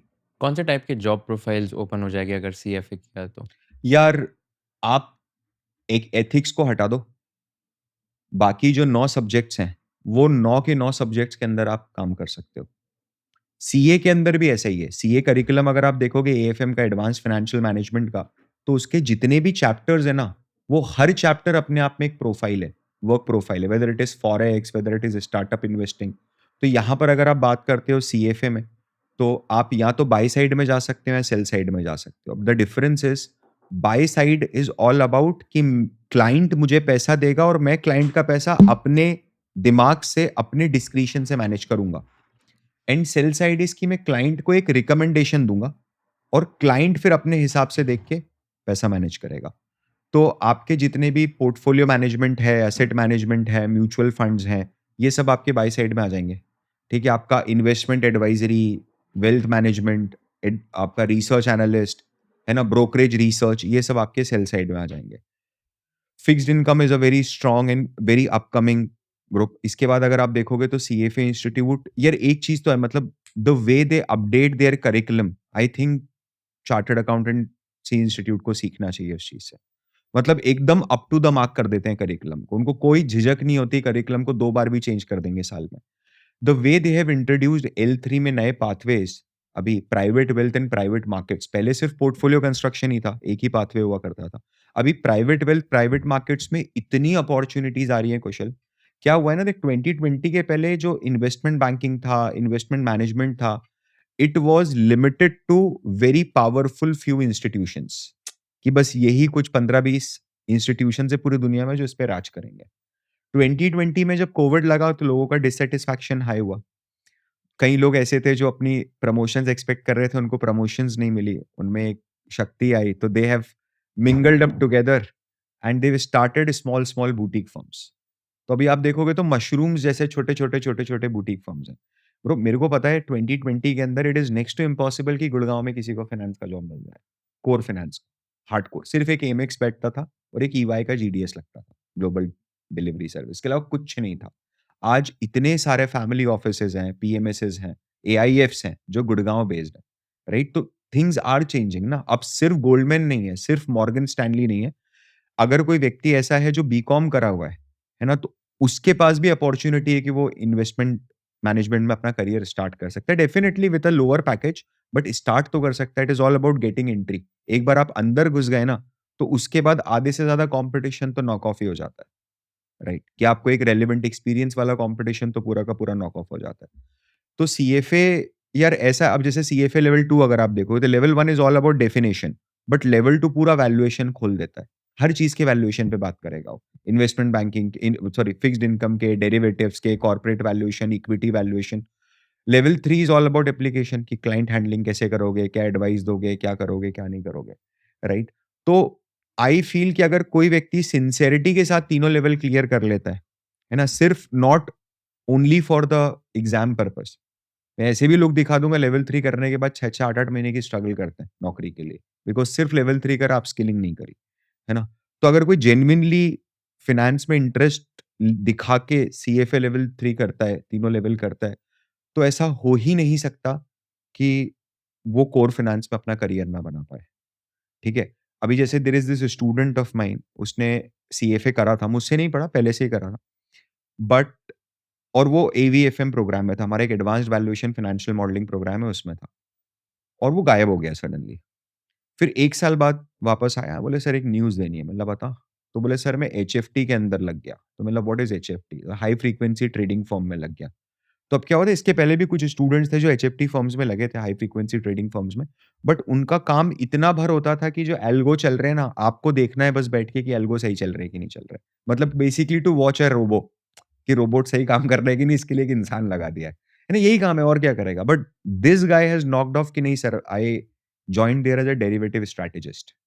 तो अब हम स्ट्रैटेजीज़ बना रहे हैं और इंजीनियर्स को बता रहे हैं वो उसके एल्गो बना के दें। मैंने हाउ डज़ दिस हैपन? तो उसने बोला सर 8 महीने डेरिवेटिव्स में पूरा का पूरा आई जस्ट डीप डाइव, पूरा घुस गया उसके अंदर ए टू ज़ेड, एडजस्टमेंट्स, ये वो, थ्योरीज़, स्ट्रैटेजीज़ सब खत्म कर दी। तो सीएफए में कोई एक चैप्टर तो पसंद आया होगा ना? कोई एक चीज़ तो ऐसी होगी जिसको तू घंटों पढ़ सकता है। बस वो एक ही चीज़ उठा के कर ले, उसमें करियर बन जाएगा। वो अल्टरनेटिव इन्वेस्टमेंट भी होगा ना, उसमें भी करियर बन जाएगा। अगर इंडिया में इस समय मार्केट तैयार नहीं होगा ना, और आपने अगर एक्स्ट्राऑर्डिनरी स्किल सेट ले लिया, जैसे कई लोग बोलते हैं कि अल्टरनेटिव इन्वेस्टमेंट में भी इतनी मैच्योरिटी नहीं है मार्केट में। जैसे सीएआईए करके एक चार्टर्ड अल्टरनेटिव इन्वेस्टमेंट एनालिस्ट करके एक ऐसा होता है। तो वो लोग कर लेते हैं, बट उनका कंप्लेन होता है कि इंडिया में, क्योंकि इंडिया में भी इक्विटी में इतनी कैपेसिटी बची है ब्रो, इतना पोटेंशियल है कि लोग अल्टरनेटिव में कि जंगल क्यों खरीदेगा कोई जाके अभी, राइट? 6% 7% के लिए। बट अगर तू अल्टरनेटिव में भी फोड़ देता है ना, the market will search you. यहाँ से लोग आपको उठा के लेके जाएंगे। या स्टूडेंट जो डायरेक्टली यहाँ से बैठे बैठे इंटरव्यू दिए, ऑस्ट्रेलिया प्लेस हो गए वैल्यूएशंस में, just because they had the right skill set. तो यार बस वही है एक अर्जुन की आंख जैसा कि मेरे को ये पसंद आ गया, मैं इसमें घुस जाऊंगा। तो इसमें सीएफए करने के बाद एवरेज सैलरीज कितनी एक्सपेक्ट कर सकते हैं लोग अक्रॉस डिफरेंट जॉब हाँ, तो प्रोफाइल्स? इसमें मैं ना मिथ ब्रेक करूँगा पहले। लोगों को क्या लगता है पता है, देख इंडिया में क्या होता है ना, वैल्यू वैल्यू सीकिंग बिहेवियर है कि मैंने पैसा दिया तो मेरे को वैल्यू मिलना चाहिए। तो बिग बाय डिफ़ॉल्ट ये थॉट प्रोसेस रहता है कि अगर हम कोई एग्ज़ाम दे रहे हैं, जिसकी फीस ही 1.25 लाख रुपीज़ है, तो ये एग्ज़ाम तो पास करते के साथ ही सैलरी जॉब मिल जाएगी। इसके बाद नहीं मिलेगी तो और कौन से एग्ज़ाम के बाद मिलेगी, राइट? बट लेवल 1 के बाद आप कोई हकदार नहीं हो जाते। You don't have any right to get a job. कई स्टूडेंट्स ऐसा समझ के लेवल 1 अप्रोच करते हैं कि लेवल 1 करूँगा तुरंत नौकरी मिल जाएगी, ठीक है? Same goes with level 2 also. मैं आपको इसमें समझाता हूँ, लेवल 1 के बाद आपको क्या नौकरी मिलेगी, ये डिपेंड करता है कि आपकी प्रीवियस एजुकेशन बैकग्राउंड क्या है। If you are a chartered accountant and a CFA level 1 और आप अपनी अपस्किल से फाइनेंस का कोई जॉब क्रैक कर पाए, तो आपको सीए जितना पैकेज मिलता है उतना मिल सकता है। But if you are just a BCom from a tier 3, tier 4, tier 2 college, government college से करा है, सतारा से, भुसावल से, है ना? अब वहाँ पर यू कैन नॉट एक्सपेक्ट कि मेरे को 8 लाख का पैकेज दे दो।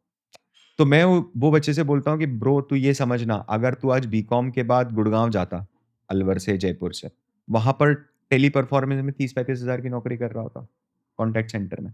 ये तेरे को यहाँ पर 35,000 रुपए दे रहा है और फाइनेंस का काम करा रहा है, तो यहाँ पर बैठ के काम कर।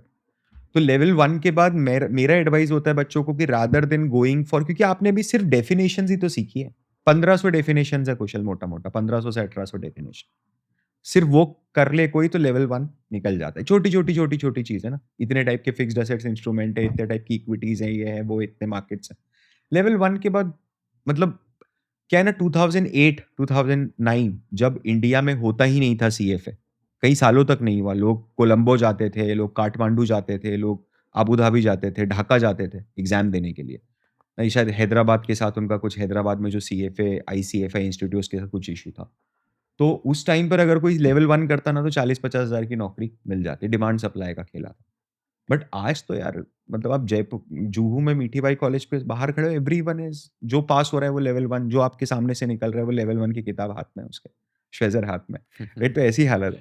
लेवल 2 तक आते-आते मेरे हिसाब से अगर आपने लेवल 1 के दौरान या लेवल 1 के बाद भी अपस्किलिंग के ऊपर काम करा है आपने, देख समझ, लेवल 3 भी तू कर लेगा तो नौकरी का हकदार नहीं। कोई क्यों देगा नौकरी? Just by the virtue of degree थोड़ा ना मिलेगी। ऐसा कोई मैजिक थोड़ा ना हो गया, लेवल 3 लग गया तो पर थोड़ा ना लग जाएँगे। समझ रहे हो? आपको साबित तो करना पड़ेगा ना। एंड अपन बहुत कैपिटलिस्ट इंडस्ट्री में काम करते हैं bro. Everything revolves around money. मैं तो दे रहा हूँ आपको 12 लाख का पैकेज, आप क्या दोगे मेरे को? वो बताओ। तो यू हैव टू बार्टर, है ना? आपको अपनी स्किल्स देनी पड़ेगी तब पैसा मिलेगा। फ्री में कोई कुछ नहीं देगा। लेवल 2 के बाद आप जॉब के लिए जा सकते हो, बट सब्जेक्ट टू कि आपने बहुत अच्छे से मेहनत करी हो लेवल 1 क्लियर करने के तुरंत बाद से। अगर वहाँ पर भी थोड़ी मेहनत में कमी लगती है तो मैं तो फिर बोलता हूँ लेवल 2 के बाद भी तो इंटर्नशिप के लिए ही जा। Going for an internship is very easy. And अभी थोड़ा-सा मार्केट का डायनामिक्स चेंज हो रहा है कुशल। अभी क्या होता है ना, बिकॉज़ इतने ज़्यादा एप्लीकेंट्स हैं कोर फाइनेंस में कि लोग हैं ना, अब डायरेक्टली आपको इंटरव्यू के लिए नहीं बुलाते हैं। They first give you some kind of assignment. वो आपको कुछ ना कुछ असाइनमेंट देंगे, आप वो असाइनमेंट पूरा कीजिए, उसके बाद they will give you for an interview call, right? तो वो अपस्किलिंग की रिक्वायरमेंट तो मतलब दैट इज़ नॉन नेगोशिएबल। क्योंकि क्या है ना, आपने जैसे फॉर एग्जांपल क्रॉल में अप्लाई करा या मोतीलाल ओसवाल में अप्लाई करा फॉर इक्विटी रिसर्च प्रोफाइल। उसने बोला ठीक है चल तू एक काम कर, प्रवेग इंडस्ट्रीज़ है, कंपनी है, स्मॉल कैप बिज़नेस है, उसके ऊपर रिपोर्ट बना के दे दे। या उसके ऊपर मेरे को वैल्यूएशन डेक बना के दे दे कल शाम तक। अब वो उसके हाथ पैर सूझ जाए कल 24 घंटे में, सर कैसे बनाऊँगा? तो वो फाइनल टेस्ट के लिए आपको बहुत मेहनत करनी पड़ती है। आप अगर उस टाइम पर बैठ के रिकॉल करोगे ना कि लेवल 2 में मैंने डीसीएफ पढ़ा था, तो मैं खोल के देख लेता हूँ एलओएस के अंदर क्या लिखा है, उससे नहीं होगा। प्रॉब्लम वही है ना, फिर से वही चीज़ आ गई ना, हमारा पढ़ने का तरीका ऐसा है कि हम किताब को और रियल वर्ल्ड में जो डिफरेंस है उसमें ब्रिज नहीं बना पाते। आज क्या टैक्सेशन में आपने अगर पढ़ा कि 143(1) में नोटिस आएगा, तो जब नोटिस आएगा तो ऊपर 143(1) लिखा होता है ना? आपको उसके मतलब आप जो पढ़ रहे हो ना, वो रियलिटी के अंदर आप अप्लाई होता हुआ देखते हो। बट फाइनेंस बिल्कुल उल्टा चलता है भाई। फाइनेंस में इंडिया में स्टूडेंट पढ़ता है कि रिस्क फ्री रेट मतलब 10 साल का सरकारी बॉन्ड। नहीं होता है, सरकारी भी तो फेल होती हैं। तो आप कैसे बोल रहे हो? ये इंटरनेशनली नहीं चलता ना ऐसा। आप रियलिटी के अंदर किसी बिग 4 की आप एनुअल रिपोर्ट देखना, 10 ईयर गवर्नमेंट बॉन्ड यील्ड नहीं लेंगे वो लोग। क्या लेंगे? इंडियन गवर्नमेंट का डिफ़ॉल्ट स्प्रेड है भाई। इंडियन प्रोबेबिलिटी नहीं है इंडियन गवर्नमेंट डिफ़ॉल्ट करेगी। Are you saying 0% probability that Indian government will default? 0% probability तो यूएस की भी नहीं है इस टाइम पर कि वो डिफ़ॉल्ट कर जाए। तो कैसे कैलकुलेट करेंगे रिस्क फ्री तो रेट? इसके लिए यार आपको कंट्री का सीडीएस देखना पड़ता है। सीडीएस मतलब क्रेडिट डिफ़ॉल्ट स्वैप। तो क्रेडिट डिफ़ॉल्ट स्वैप में अगर एकदम सिंपल भाषा में समझाऊँ तो क्या है? जैसे मान लो यूनाइटेड नेशंस ने इंडिया को 10 करोड़ का लोन दे दिया या $10 बिलियन का लोन दिया। अब यूनाइटेड नेशन को ये लग रहा है कि क्या पता इंडिया पैसा वापस करेगा कि नहीं करेगा। तो यूनाइटेड नेशन क्या करता है, वो एआईजी के पास जाता है, अमेरिकन इंश्योरेंस ग्रुप के पास जाता है या फिर वो मॉर्गन स्टैनली के पास जाता है और वो उसको बोलता है ब्रो मैंने इंडिया को लोन दे दिया है $10 बिलियन का, मेरे को लग रहा है मोदी जी पैसा वापस नहीं करेंगे तो क्या होगा? तो एआईजी उसको बोलता है देख मोदी जी बहुत अच्छे आदमी हैं, वो पैसा वापस नहीं करेंगे तो मैं वापस करूँगा, मैं गारंटी लेता हूँ मोदी जी की। ठीक है? तो वो यूएन हग करके जाने की कोशिश करता है, बोले नहीं रुको, फ्री में कुछ भी नहीं होगा, प्रीमियम है, इंश्योरेंस बेच रहा हूँ, पैसा दो, ठीक है? तो कितना पैसा दो? तो बोले तूने लोन कितने का दिया है? $10 बिलियन का, तो उसका मेरे को 1.75% चाहिए, से फॉर एग्ज़ाम्पल। तो ये जो 1.75% है दैट इज़ प्रीमियम। ये जो बंदा डिमांड कर रहा है एआईजी, ये इसीलिए कर रहा है 1.75 क्योंकि ये रिस्क है कि इंडियन गवर्नमेंट डिफ़ॉल्ट कर सकती है। अगर मान लो इंडिया में कंट्री रिस्क जंप कर जाती है, कंट्री रिस्क मतलब कि किसी भी देश की सोवरेन रिस्क जंप कर जाती है। It could be due to any reason. Natural calamity के कारण हो सकता है, कोई बड़ा स्कैम आ जाए तो हो सकता है। सडनली कंट्री लीडरलेस हो गई तो हो सकता है ना? पता चला शाम को पीएम ने रिज़ाइन कर दिया अभी, है ना? अगले दिन सुबह न्यूज़ आ गई रिज़ाइन। तो सडनली सीडीएस जंप हो जाएगा। मतलब जो लोग जिन लोगों ने पहले रशिया को लोन दिया था, यूक्रेन वॉर के पहले, अगर वो बाज़ार में सीडीएस लेने जाते रशिया का तो 3 साढ़े 3% पे अवेलेबल था। कि आप 100 करोड़ का लोन दे रहे हो, 3 करोड़ रुपए मेरे को प्रीमियम दो, मैं आपको गारंटी देता हूँ कि वो 100 करोड़ रुपए देगा, वो नहीं देगा तो मैं दूँगा। जैसे ही यूक्रेन के साथ वॉर हुआ, ये 80% पे चला गया। मतलब अब 100 माय करोड़ रुपए गॉड! का लोन दिया है ना और आप मुझसे इंश्योरेंस लेना चाह रहे हो रशिया का, तो मैं 80 करोड़ रुपीस की प्रीमियम डिमांड कर रहा हूँ। तो टेक्निकली आप आओगे ही नहीं मेरे पास। मतलब nobody is ready to insure Russia. Which means तो there is a high chance of default default by Russia. तो अपन ने क्या करा है, जो डिफ़ॉल्ट होने की प्रोबेबिलिटी है, उसको क्वांटिफाई कर दिया क्रेडिट डिफ़ॉल्ट स्वैप से। हुँ। तो अगर समझना मेरी बात, जैसे कि क्यों 10 ईयर गवर्नमेंट बॉन्ड यील्ड जो है that is not a 100% risk free. मैं बोलता हूँ आपको कि इंडियन गवर्नमेंट को $100 बिलियन रेज़ करना है। डॉलर्स में पैसा रेज़ करना है, ठीक है? तो वो बाहर जाता है इंडिया के पैसा रेज़ करने। वो बोलता है 10 साल का बॉन्ड ले लो, 10 साल का बॉन्ड ले लो। मैं कोई जाके बोलता है कि इंस्टीट्यूट की कितना परसेंट रिटर्न दोगे 10 साल के बॉन्ड पे? वो बोलता है वही जितना यूएस देता है। मतलब मैं आपको ऑप्शन दे रहा हूँ कि आपके पास $1 मिलियन है इन्वेस्ट करने के लिए। आप या तो यूएस का 10 ईयर बॉन्ड ले लो या इंडिया का 10 ईयर यूएसडी बॉन्ड ले लो। दोनों में आपको इंटरेस्ट रेट 4.5% मिलेगा। आप कौन-सा लोगे? यूएस का लोगे। सिंपल सी बात है। आप यहाँ पर पैट्रियोटिज़्म और नेशनलिज़्म थोड़ी ना लेके आओगे। भाई जब मुझे सेम रिटर्न मिल रहा है एट अ लेसर रिस्क, तो मैं अमेरिका गवर्नमेंट के साथ जाऊँगा ना, मैं इंडियन गवर्नमेंट के साथ क्यों जाऊँगा? तो इंडियन गवर्नमेंट को अगर अपना $100 बिलियन का बॉन्ड बेचना है, तो वो 4.5% के रेट पे तो नहीं बेच पाएगा। उसको रेट बढ़ाने पड़ेंगे। उसको 6.5% करना पड़ेगा। तो ये जो एडिशनल वो प्रीमियम दे रहा है ना लोगों को, वो रिस्क की तो प्रीमियम है। तो जब हम रिस्क फ्री रेट निकालते हैं, तो 10 ईयर गवर्नमेंट बॉन्ड यील्ड जो होती है, जो आपका आईएनआर का जो 10 ईयर गवर्नमेंट बॉन्ड है, से फॉर एग्जांपल अगर वो 7.5 चल रहा है और इंडियन गवर्नमेंट का जो सीडीएस है वो 2.5 चल रहा है, तो मैं 7.5 में से 2.5 को माइनस करूँगा। क्योंकि वो 7.5 जो 10 ईयर गवर्नमेंट बॉन्ड का रेट है ना, उसमें एक रिस्क फैक्टर इंक्लूड है कि गवर्नमेंट डिफ़ॉल्ट करेगी। ठीक है? अब ये बहुत सिंपल सा प्यूरिफिकेशन है। This is the first stage of valuation, first step of valuation कि आप रिस्क फ्री रेट निकालते हो, वहाँ से इक्विटी निकालते हो, वहाँ से कॉस्ट ऑफ इक्विटी निकलता है, वैक निकलता है, फिर वो डीसीएफ में प्लग इन होता है। है ना? यहाँ पर 99% जनता गलत कर जाती है इस चीज़ को। They do it all wrong and ये इसीलिए है बिकॉज़ फाइनेंस में किताबी ज्ञान बिल्कुल अलग है और जो आपका कोर जो काम हो रहा है वो पूरा अलग। There is a huge gap, huge bridge, है ना? अब वो अपन धीरे-धीरे नेविगेट करवाते हैं। सीएफए आपको मदद करता है, बट अपस्किलिंग आपको करनी पड़ेगी।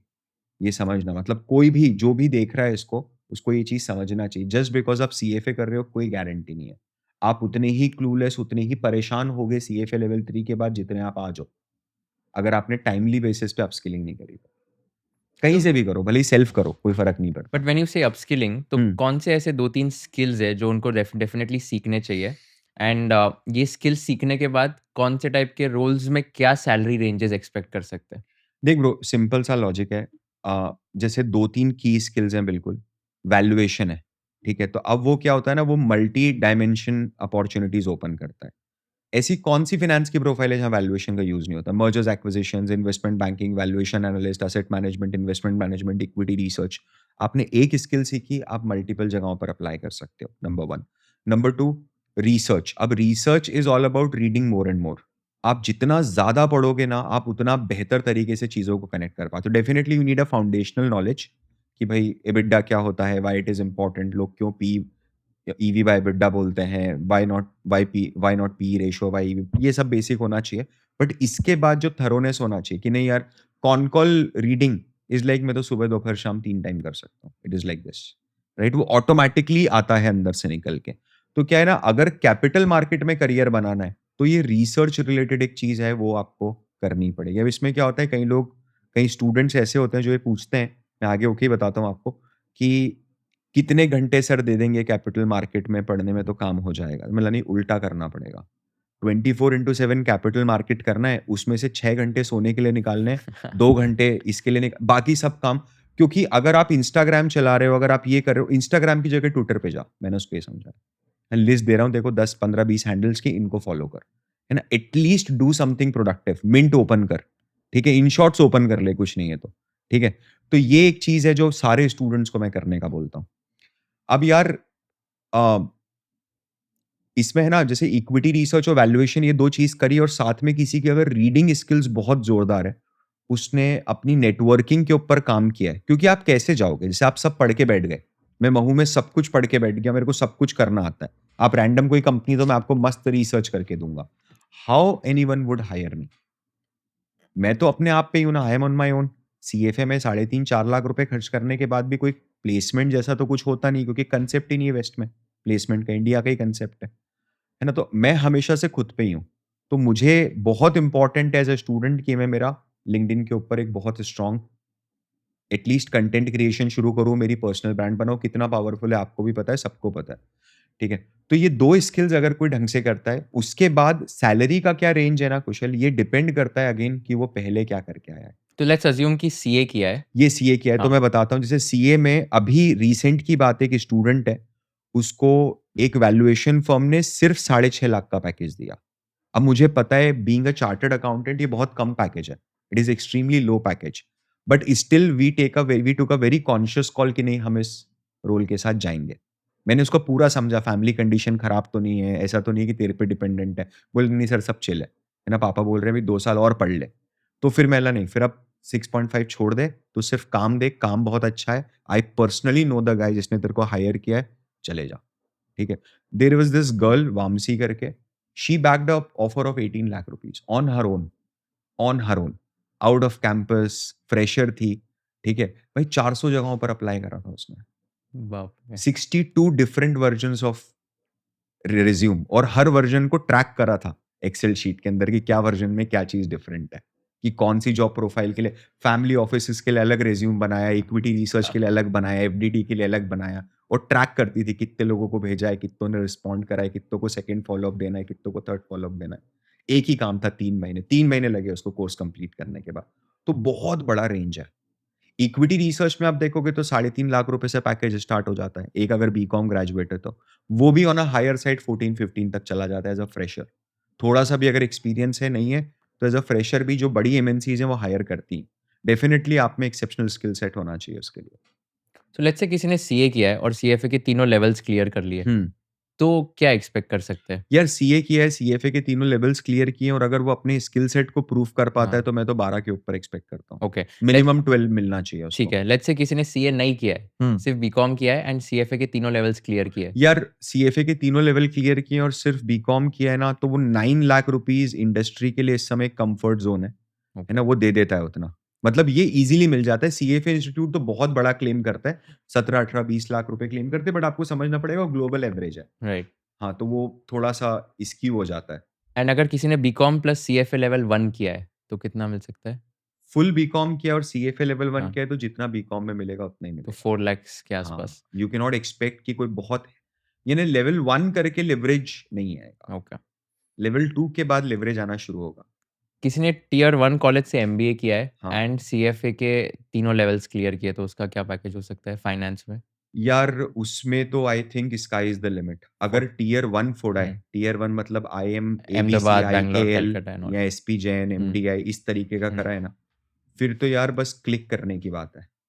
अगर वो सही लोगों के सामने जाके बैठ गया और उसने जवाब वो सही मतलब वो माइंडसेट क्लिक कर गया ना, तो फिर तो आपको पता है वीसीपी स्पेस में तो किसी भी सैलरी पे उठा लेते तो हैं लोग। कितना 45-50 लैक्स?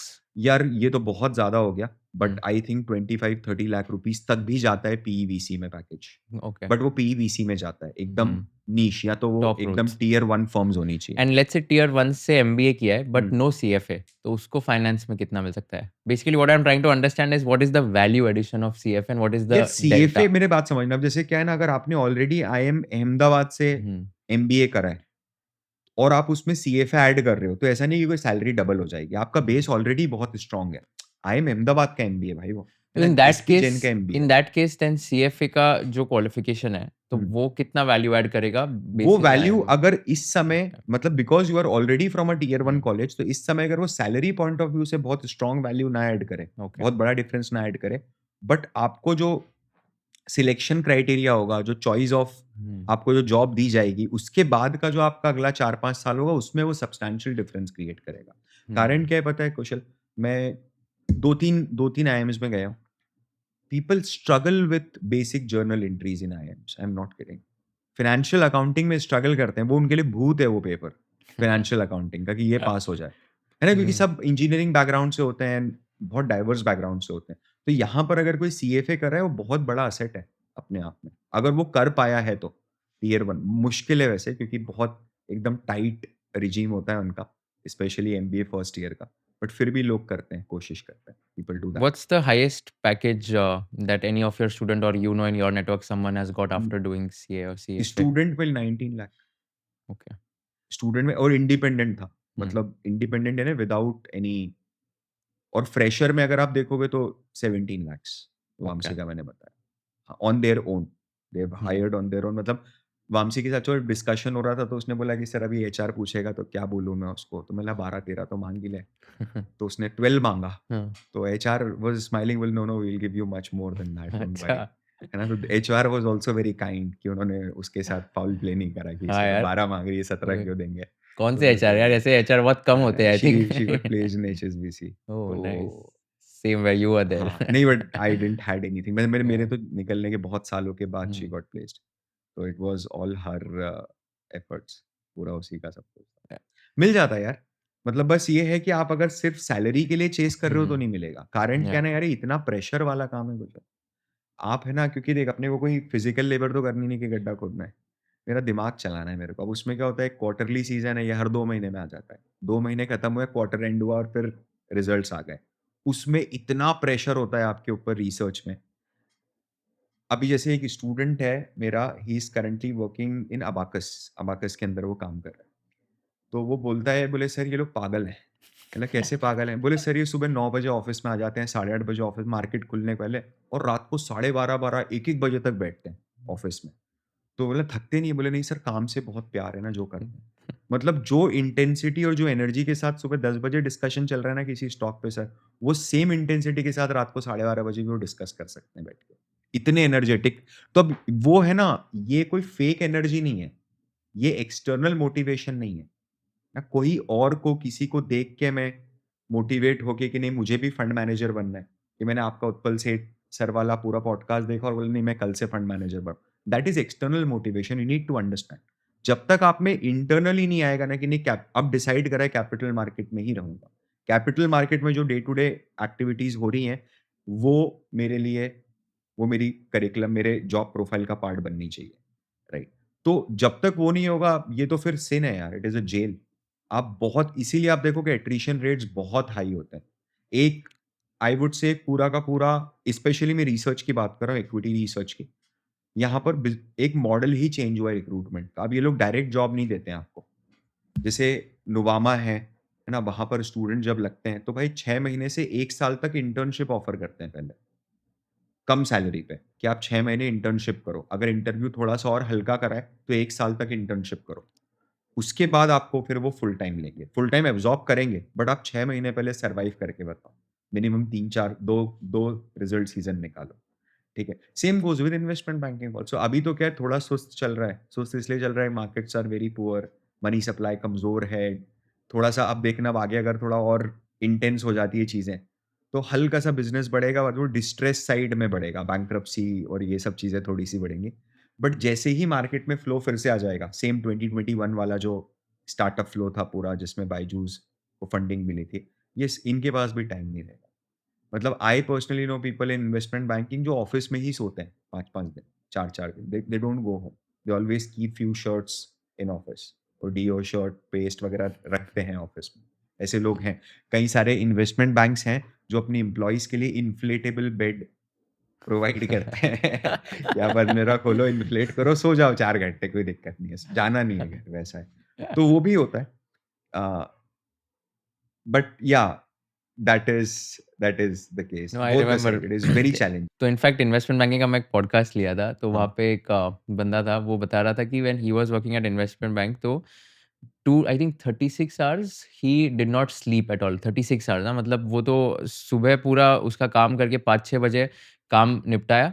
उसको बोला बॉस ने कि आप अभी घर पे जाओ, फटाफट नहा धो के वापस 9 बजे आना है। हाँ तो जी। He wanted to sleep for like 1 और 2 आवर्स, बट वो भी नहीं हो पाया बिकॉज़ फटाफट उसको नहा के आना था, एंड देन 9 एएम को he wanted to report and he had to present in that investment bank, and then वो पूरा वापस 12 घंटे चला, and then like he went back home, and मतलब 36-40 आवर्स का तो उसका पूरा कोई स्लीप ही नहीं था, and this is very common is what he was saying कि दिस इज़ वेरी कभी ना कॉमन। कभी तो 1 या ऐसे 2 बार ऐसे होते हैं कि हम लोग पूरी रात नहीं सोते। हाँ। And I was just asking him कि ऐसे पॉसिबल कैसे, like how do you survive and how is your efficiency so high even if you are not able to sleep? तो मैं वही मतलब समझने की कोशिश कर यार रहा था। इसमें 2 चीज़ें होती हैं, क्योंकि जब आप कॉर्पोरेट एनवायरनमेंट में काम करते हो, तब आपकी डेडलाइन्स इतनी टाइट होती हैं कि वो पूरा डंडा करके रखता है बॉस, टीम मैनेजर, कि करना है, करना है, करना है, अब ये सोना थोड़ना है, दे देना रिपोर्ट 9:30 बजे, मेल कर दे, एक बार फिर सो जाना, है ना, 2 दिन की छुट्टी दे दूँगा। तो जॉब के अंदर तो वैसा रहता है। अगर आप एंटरप्रेन्योरशिप साइड में देखोगे, तो यार आप भी तो काम कर ही लेते हो 18-18, 19-19 घंटे कई बार। जब अपन खुद के लिए कर रहे हैं, तब तो कर या ही लेते हैं, राइट? तो वहाँ पर मोटिवेशन की जगह रिस्ट्रिक्शंस हैं कि करना ही पड़ेगा, नहीं तो ये साला अप्रेज़ल खराब हो जाएगा, इतनी मेहनत करी मैंने, है ना? लास्ट ईयर एंड का काम है। तो और अपने लिए काम कर रहे हैं, तो फिर देयर इज़ नो लिमिट यार, या करते ही। How many hours would you work in a day? यार आई स्टार्ट मतलब वैसे I reach office at around 9:30 every day. अच्छा, आपने ऑफिस ले लिया है। ऑफिस है मेरा, ओह, प्रॉपर बढ़िया। टीम बैठती है इंदौर में। हुँ। तो कितने बड़ी टीम है अभी? कितने? यार अभी we are close to 10 people. Nice. हाँ, and hmm, 2 of them are working from home and 8 of us sits, okay. And we all are from very different states of the country. तो सब लोग मेरे स्टूडेंट्स ही थे hmm, eventually, and then I I got them, मतलब वो evaluation school का part बने, टीम टीवीएस का। तो I start my day at 9:30 and morning में क्लासेस होती हैं, वो मैं लेता हूँ 11 ओ क्लॉक से 2:30 तक। फिर उसके बाद लंच होता है, फिर 5 ओ क्लॉक से कॉल्स हो जाते हैं। इसके बीच में जो ऑफ़िस के थोड़े-मोड़े चोर्स हैं, वो कंप्लीट होते हैं। 5 ओ क्लॉक से 8 ओ क्लॉक तक कॉल्स चलते हैं, जहाँ स्टूडेंट्स रोज़ अपने डाउट्स पूछते हैं। फिर 8:30 से एक क्लास स्टार्ट होती है। अल्टरनेट डे चलती है, एक दिन इक्विटी चलता है, एक दिन एवीएफएम वैल्यूएशन चलता है। वो 8:30 से 9:30, 10:30, 11 ओ क्लॉक तक चलती है। स्किल बेस्ड प्रोग्राम है, तो इवनिंग में ही रखना पड़ता है। तो this is the schedule basically 9:30 to 11:30, विद 2 घंटे मैं घर चला जाता हूँ दोपहर में। सो 12 आवर्स तो मिनिमम। टेक्निकल काम करना पड़ता है। संडे के दिन I am completely jam packed. अच्छा, हाँ, संडे के दिन मतलब वो एक्सेप्शनल दिन होता है। सुबह 8:30 बजे से रात को 8:30 बजे तक क्लासेस होती हैं। तो अच्छा। उसमें यूट्यूब लाइव भी होता है, सारी बैचेज़ होती हैं। मेरा एक बहुत छोटा-सा लिंक्डइन कोहॉर्ट का प्रोग्राम है, वो मैं ऐसे ही अभी रन कर रहा हूँ। मतलब उसमें we we hardly allowed 25-30 people in that program, monthly basis पे होता है। Is not for any commercial, बस मैं कर रहा हूँ क्योंकि वो फर्स्ट प्रोग्राम था जो मैंने लॉन्च किया था। तो वो है, एंड सारी बैचेज़ एक साथ हो जाती है संडे को। तो आप ऑफ कब लेते हो फिर? फिर मैं ऑफ ऐसा लेता हूँ ब्रो, देख, तो I don't take a complete 24 hours का break, that is not possible. I have to show up and teach every day. Monday को भी क्लास है, सैटरडे को भी क्लास है, संडे को भी क्लास है। बट संडे को 7:30 पीएम के बाद से लेकर के मंडे 7:30 पीएम तक आई डोंट डू एनीथिंग। तो मैं ऑफिस फिर शाम को 5 बजे जाता हूँ मंडे के दिन। ओके। सो तो Monday first Monday half is like first and half off. में चिल कर लेता तो हूँ। आज कैसे आप आए? आज मंडे तो आज अभी we sacrificed our class. Oh! Is it? That is the only reason why इतने सारे कॉलेजेस बुलाते हैं। मेरे को बहुत खराब लगता है। हुँ। कारण क्या है ना, एक तो यार आज आप, मतलब कृपा है आप पे, ग्रेस है ऊपर वाले का कि बच्चे इतना प्यार कर रहे हैं, आपको बुला रहे हैं। ठीक है, आपकी टीम ने भी कई महीनों तक चेज़ किया होगा। या but the only logic is कि मैं जाऊँगा ना तो वो 400 लोगों की क्लास मिस हो जाएगी, 300 लोगों की क्लास मिस हो जाएगी। अब उनको क्या बोलूँगा मैं? तो वो एक बहुत बड़ा फैक्टर। अभी क्या हुआ, एक बैच खत्म हुई just, and next we are starting from 8th of April. तो टेक्निकली अच्छा, आई डोंट हैव क्लासेस अभी। तो ये ओके। 1 हफ्ता फ्री था तो आई जस्ट थॉट कि करना ही पड़ेगा वैसा है। तो 1 हफ्ते में सारे आपके इवेंट्स कर लो, होपफुली। पॉडकास्ट कर लो। बट अभी आप फिर प्रॉपर लाइक इंदौर से ऑपरेट अभी करते इंदौर हो? से मैं ऑपरेट एंड करता हूँ फुल फ्लेजेडली। गॉड। हुँ। एंड अभी जैसे कोई एक स्टूडेंट ये वीडियो देख रहा है एंड फाइनेंस जॉब में अभी अप्लाई करेगा, तो ऐसे 4 या 5 क्वेश्चंस आप बताओ कि ऐसे क्वेश्चंस पूछ सकते हैं अलग-अलग प्रोफाइल्स में ताकि उनको भी पता चले कि हाँ, इस पे प्रिपेयर करना है। हाँ, जैसे अगर आप वैल्यूएशन के लिए मतलब इन्वेस्टमेंट बैंकिंग वैल्यूएशन एम&ए साइड में जाते हो, तो लाइन ऑफ क्वेश्चनिंग बहुत अलग होती है क्वेश्चन। वर्सेस अगर आप research, financial due diligence, financial analyst जैसी प्रोफाइल में जाते हो, तो लाइन ऑफ क्वेश्चनिंग बिल्कुल अलग होती है। और ये बिल्कुल सही बात है कि जब आप वैल्यूएशंस में जा रहे हो, एम&ए में जा रहे हो, आईबी में जा रहे हो, तो एक हद तक they are more interested in understand कि आप टेक्निकली कितने साउंड हो। तो कैसा पूछेगा, walk me through a DCF model, कि भाई मेरे को डीसीएफ मॉडल का वॉक थ्रू दे। Now it is such a unique question, इससे आदमी का कैरेक्टर समझ में आ जाता है। अंडरस्टैंडिंग तो ठीक है, ये इतना फुल प्रूफ क्वेश्चन है, इसके बिना कोई आईबी का इंटरव्यू पॉसिबल नहीं है। ठीक है? तो वहाँ पर क्या होगा, वो टेक्निकल चीज़ों के ऊपर बात करेगा आपसे, वैक के ऊपर क्वेश्चन्स पूछेगा, बीटा के ऊपर ग्रिल करेगा आपको। क्या-क्या क्वेश्चंस हो गए वो भी बताओ? वैक के ऊपर, हाँ, तो क्या क्वेश्चन होगा? हाँ, जैसे कि वैक कैसे कैलकुलेट करते हैं वो हुँ, बता। आपने अगर वो बताया तो फिर उसके ऊपर वो फ़ॉलो अप क्वेश्चन पूछता है। फ़ॉलो अप क्वेश्चन कैसे पूछता है कि ये केडी को पोस्ट टैक्स क्यों करा जाता है? तो अब वहाँ पर आप इम्पैक्ट बताओगे टैक्स का, तो वो टैक्स में घुस जाएगा कि जो 1 माइनस टी में टैक्स का तू रेट लेगा, वो नॉमिनल रेट लेगा कि एक्चुअल रेट लेगा। मतलब वो ऐसे डीप डाइव करते थोड़ा और जाते हैं। हाँ, और बताइए मज़ा आ हाँ, रहा है इसमें, जैसे तो फिर और क्या बीटा होगा? है, तो हुँ, बीटा में अब जैसे फॉर एग्ज़ाम्पल तू बीटा का क्या करेगा? तो आप बताओगे कि मैं बॉटम अप बीटा कैलकुलेट करूँगा या रिग्रेशन बीटा कैलकुलेट करूँगा। तो ही कुड आस्क कि भाई हाउ वुड यू चूज़ कि बॉटम अप करना है कि रिग्रेशन करना है? है ना? क्या फ्लॉज़ हैं इसके? तो बोले चल वो कर लिया, आप बता क्या है? तो अब बोल देंगे बच्चे, मेजॉरिटी बच्चे बोल देंगे कि सर जो बीटा आया है बॉटम अप या रिग्रेशन से, वो as it is plug in कर दूँगा कॉस्ट ऑफ इक्विटी में। तो ये भी ठीक है, कोई दिक्कत नहीं है, बट किताबों में ऐसे ही पढ़ाया है। बट कुछ स्टूडेंट्स हैं जो आगे जाके बोलेंगे कि सर रिग्रेशन या बॉटम अप से जो बीटा आया है, मैं उसको एडजस्ट करूँगा, क्योंकि मीन रिवर्जन का एक कांसेप्ट होता है। मेरा बीटा जो है वो हमेशा 1 की तरफ जाने की कोशिश करेगा लॉन्ग रन में, मार्केट के एवरेज पे जाएगा। अभी जो मैंने बीटा निकाला वो हिस्टोरिक है। तो ये एक एक छोटा-सा आपने एंगल डाल दिया ना अलग, तो आपके बीटा वाले क्वेश्चन को यहाँ से लेकर के यहाँ चला जाएगा। क्योंकि उसके साथ 70 लोग आए, सब लोगों ने सेम रटा-रटाया आंसर बोला। किसी ने भी नहीं बोला कि मैं ब्लूम एडजस्टमेंट दूँगा। ब्लूम एडजस्टमेंट होता है, तो ब्लूमबर्ग जो है ना, ब्लूमबर्ग का जो बीटा स्क्रीन है, तो जब उन्होंने बीटा निकाला तो उन्होंने 2 तरीके के बीटा निकाले। एक रॉ बीटा निकाला और एक एडजस्टेड बीटा निकाला।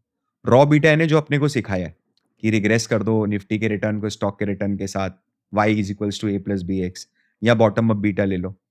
एंड एडजस्टेड बीटा जो है वो मीन रिवर्जन के कांसेप्ट को उसके अंदर अप्लाई कर देता है कि फ्यूचर में ये बीटा 1 की तरफ जाना चाहिए। तो अगर 1.5 है रॉ बीटा, तो एडजस्टेड बीटा कम आएगा क्योंकि वो 1 की तरफ लेके जाएगा बीटा को। और अगर बीटा रॉ बीटा आपका 0.7 है, तो एडजस्टेड बीटा ज़्यादा आएगा क्योंकि वो 1 को लेके जाएगा। तो ऐसा बोलते हैं कि आपने जो बीटा निकाला that is historic in nature, valuation हमारा फॉरवर्ड लुकिंग होना चाहिए। तो फ्यूचरिस्टिक बीटा जो है वो टुवर्ड्स 1 की तरफ कन्वर्ज होता है लॉन्ग रन में। है ना? तो एक छोटी-सी चीज़ है, मतलब थोड़ा टेक्निकल हो सकता है, जो पहली बार सुन रहा है। जो जो समझ रहे हैं वो रिलेट कर पाएँगे इसको। तो ब्लूमबर्ग ने ये चीज़ करी, इसको ब्लूम एडजस्टमेंट बोलते हैं।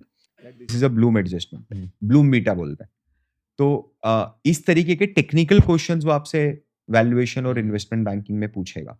ठीक है, कि फ्री कैश फ्लो तो कैसे निकालेगा, ठीक है, चेंज इन वर्किंग कैपिटल का क्या इम्पैक्ट होगा, तू मेरे को बता, ठीक है। वो तेरे से डायरेक्टली पूछ सकता है कि फेड ने अगर उधर रेट कम कर दिए मान ले, या रेट बढ़ा दिए, तो मेरे को बता इक्विटी मार्केट के डाबर के स्टॉक के ऊपर क्या इम्पैक्ट होगा।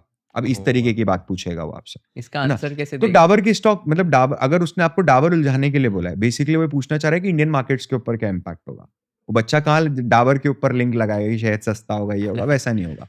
सिंपल सी बात है, अगर यूएस ने इंटरेस्ट रेट्स बढ़ा दिए, तो इंडिया में मार्केट्स और फॉल होंगे। क्योंकि क्या होता है, अगर यूएस अट्रैक्टिव पैसा लगा रहा है, मतलब आपको ज़्यादा रिटर्न दे रहा है, तो why would anyone would invest in risky assets? वही सेम चीज़ है, ठीक है? और वैल्यूएशन पॉइंट ऑफ व्यू से भी देखोगे तो यूएस में अगर रेट्स बढ़ते हैं, तो ओवरऑल पूरी दुनिया में रिस्क फ्री रेट्स इंक्रीज़ हो जाते हैं। रिस्क फ्री रेट बढ़ेगा तो वैक बढ़ेगा, कॉस्ट ऑफ इक्विटी बढ़ेगी, तो रिस्क बढ़ेगा वैल्यूएशन में। अगेन वही चीज़, डीसीएफ मतलब discounted cash flow, risk, cash flow and growth. तो रिस्क अगर बढ़ गई तो वैल्यूएशन डाउन हो जाएँगे। तो इंडिया में मार्केट्स गिरेंगे अगर फेड ने रेट बढ़ा दिए तो।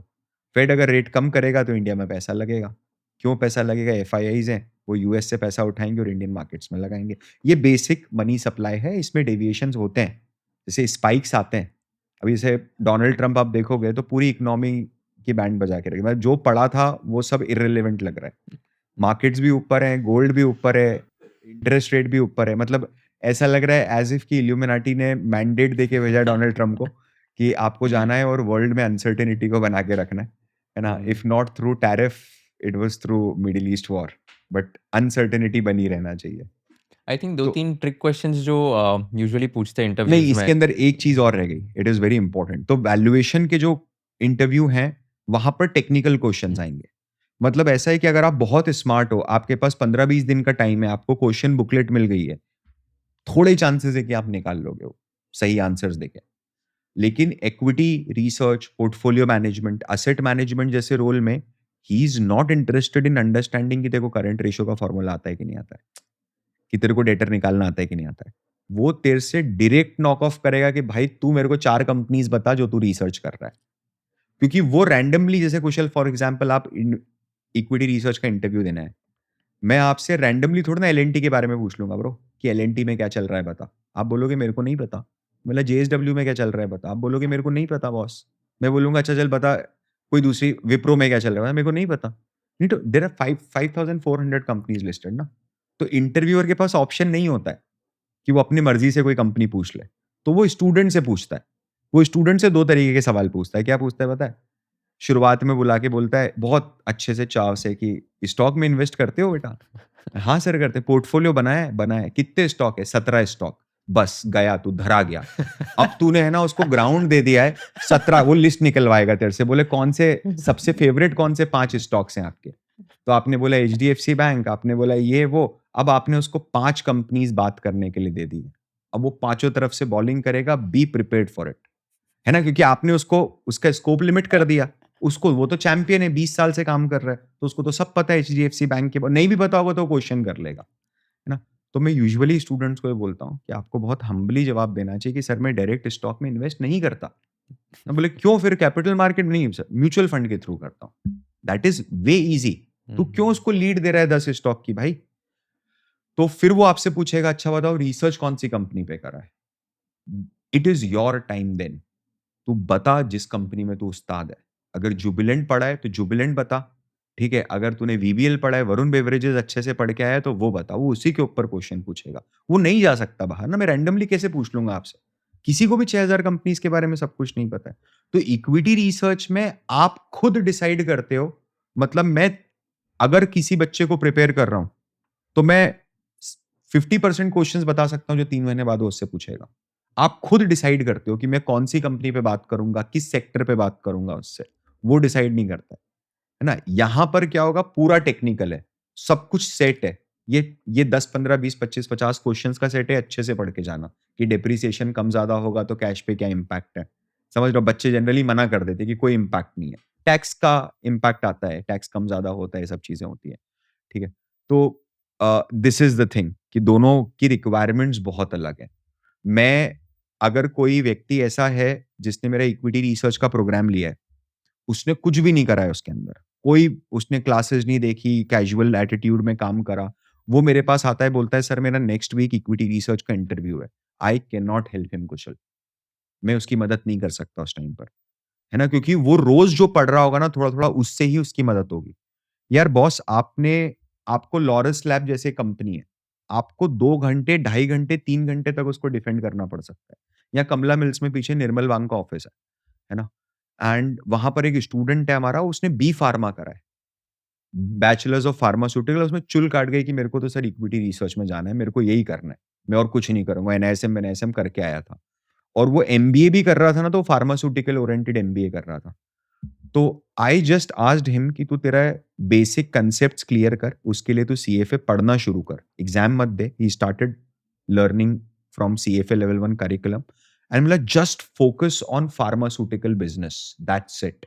इसके अलावा अपन बहरे हैं, अपने को कुछ भी नहीं आता। मतलब मैं रिसर्च करूंगा तो सिर्फ फार्मा कंपनी पे करूंगा, नहीं तो नहीं करूंगा। उसने लॉरस लैब पे रिसर्च करी, रिपोर्ट बनाई।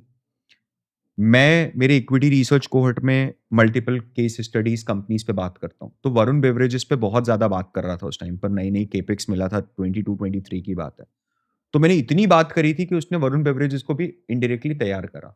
ब्रो उसका फर्स्ट राउंड हुआ ना, 2 एंड अ हाफ आवर्स चला, लॉरस लैब्स के ऊपर बात हुई। He was able to defend Laurus मतलब ये चीज़ है ना कि आप अगर 2 घंटे कैसे बात करोगे? आप बताओ, 15 दिन में अगर आप प्रिपेयर करोगे तो डेढ़ 2 घंटा में नहीं बात कर सकता किसी भी बिज़नेस पे। कोई बिज़नेस है और वो भी फार्मास्यूटिकल जैसा बिज़नेस, है ना? हाइली टेक्निकल एपीआई-वेपीआई ये वो। फिर अ, दैट इज़ वन थिंग, ठीक है? कि आप अगर इतनी मेहनत करके जा रहे हो और उसका सेकंड राउंड हुआ, वहाँ पर उसने वीबीएल के ऊपर बात करी, वो भी 1 डेढ़ घंटा चला। तो इसके लिए आपको रोज प्रिपरेशन करना पड़ेगा। अगर कोई ऐसा बच्चा जो मेरे पास आके बोल रहा है 7 दिन बाद मेरा इन्वेस्टमेंट बैंकिंग का इंटरव्यू है, फिर भी मैं उसको कोई पुड़िया बना के दे सकता हूँ कि जुगाड़ है भाई, तू लेके जा और इसको पढ़ आराम से और कर ले, कि ये क्वेश्चन आंसर है, ये कर, कुछ तो करके आएगा वहाँ जाके। बट इसको तो मैं होपलेसली मना कर देता हूँ कि बेटा कुछ नहीं हो सकता। तो सर रीसेंट कॉन कॉल पढ़ूँ, कुछ हो जाएगा। मैं बोला देख, 5 मिनट में उनको पता चल जाएगा कि तेरे को सिर्फ ऊपर-ऊपर की शैलो नॉलेज है, तेरे को अंदर डेप्थ कुछ भी नहीं इंडस्ट्री की। है ना? वो अलग ही लगता है पढ़ा हुआ बच्चा, जिसने पढ़ाई करी है तो इक्विटी उसके बारे रिसर्च में। ज़्यादा डिमांडिंग रोल है क्या? यार डिमांडिंग इसलिए है क्योंकि आप समझो ना, रिसर्च बैरियर ऑफ एंट्री कम है, समझ लो। उसका जो यूज़ केस है वो बहुत ज़्यादा है। यानी वैल्यूएशन में क्या होता है ना, आपका ट्रस्ट का फैक्टर इतना बड़ा है कि अगर आपको वैल्यूएशन कराना है आपके बिज़नेस की, तो आप चिंटू एंटरप्राइजेज़ से जाके नहीं कराओगे ना। अगर आपको जैसे वीसीज़ के पास जाना है तो यू विल प्रेफर बिग 4 कि बिग 4 ही वैल्यू करे। तो वहाँ पर वो ट्रस्ट फैक्टर बहुत बड़ा लग जाता है।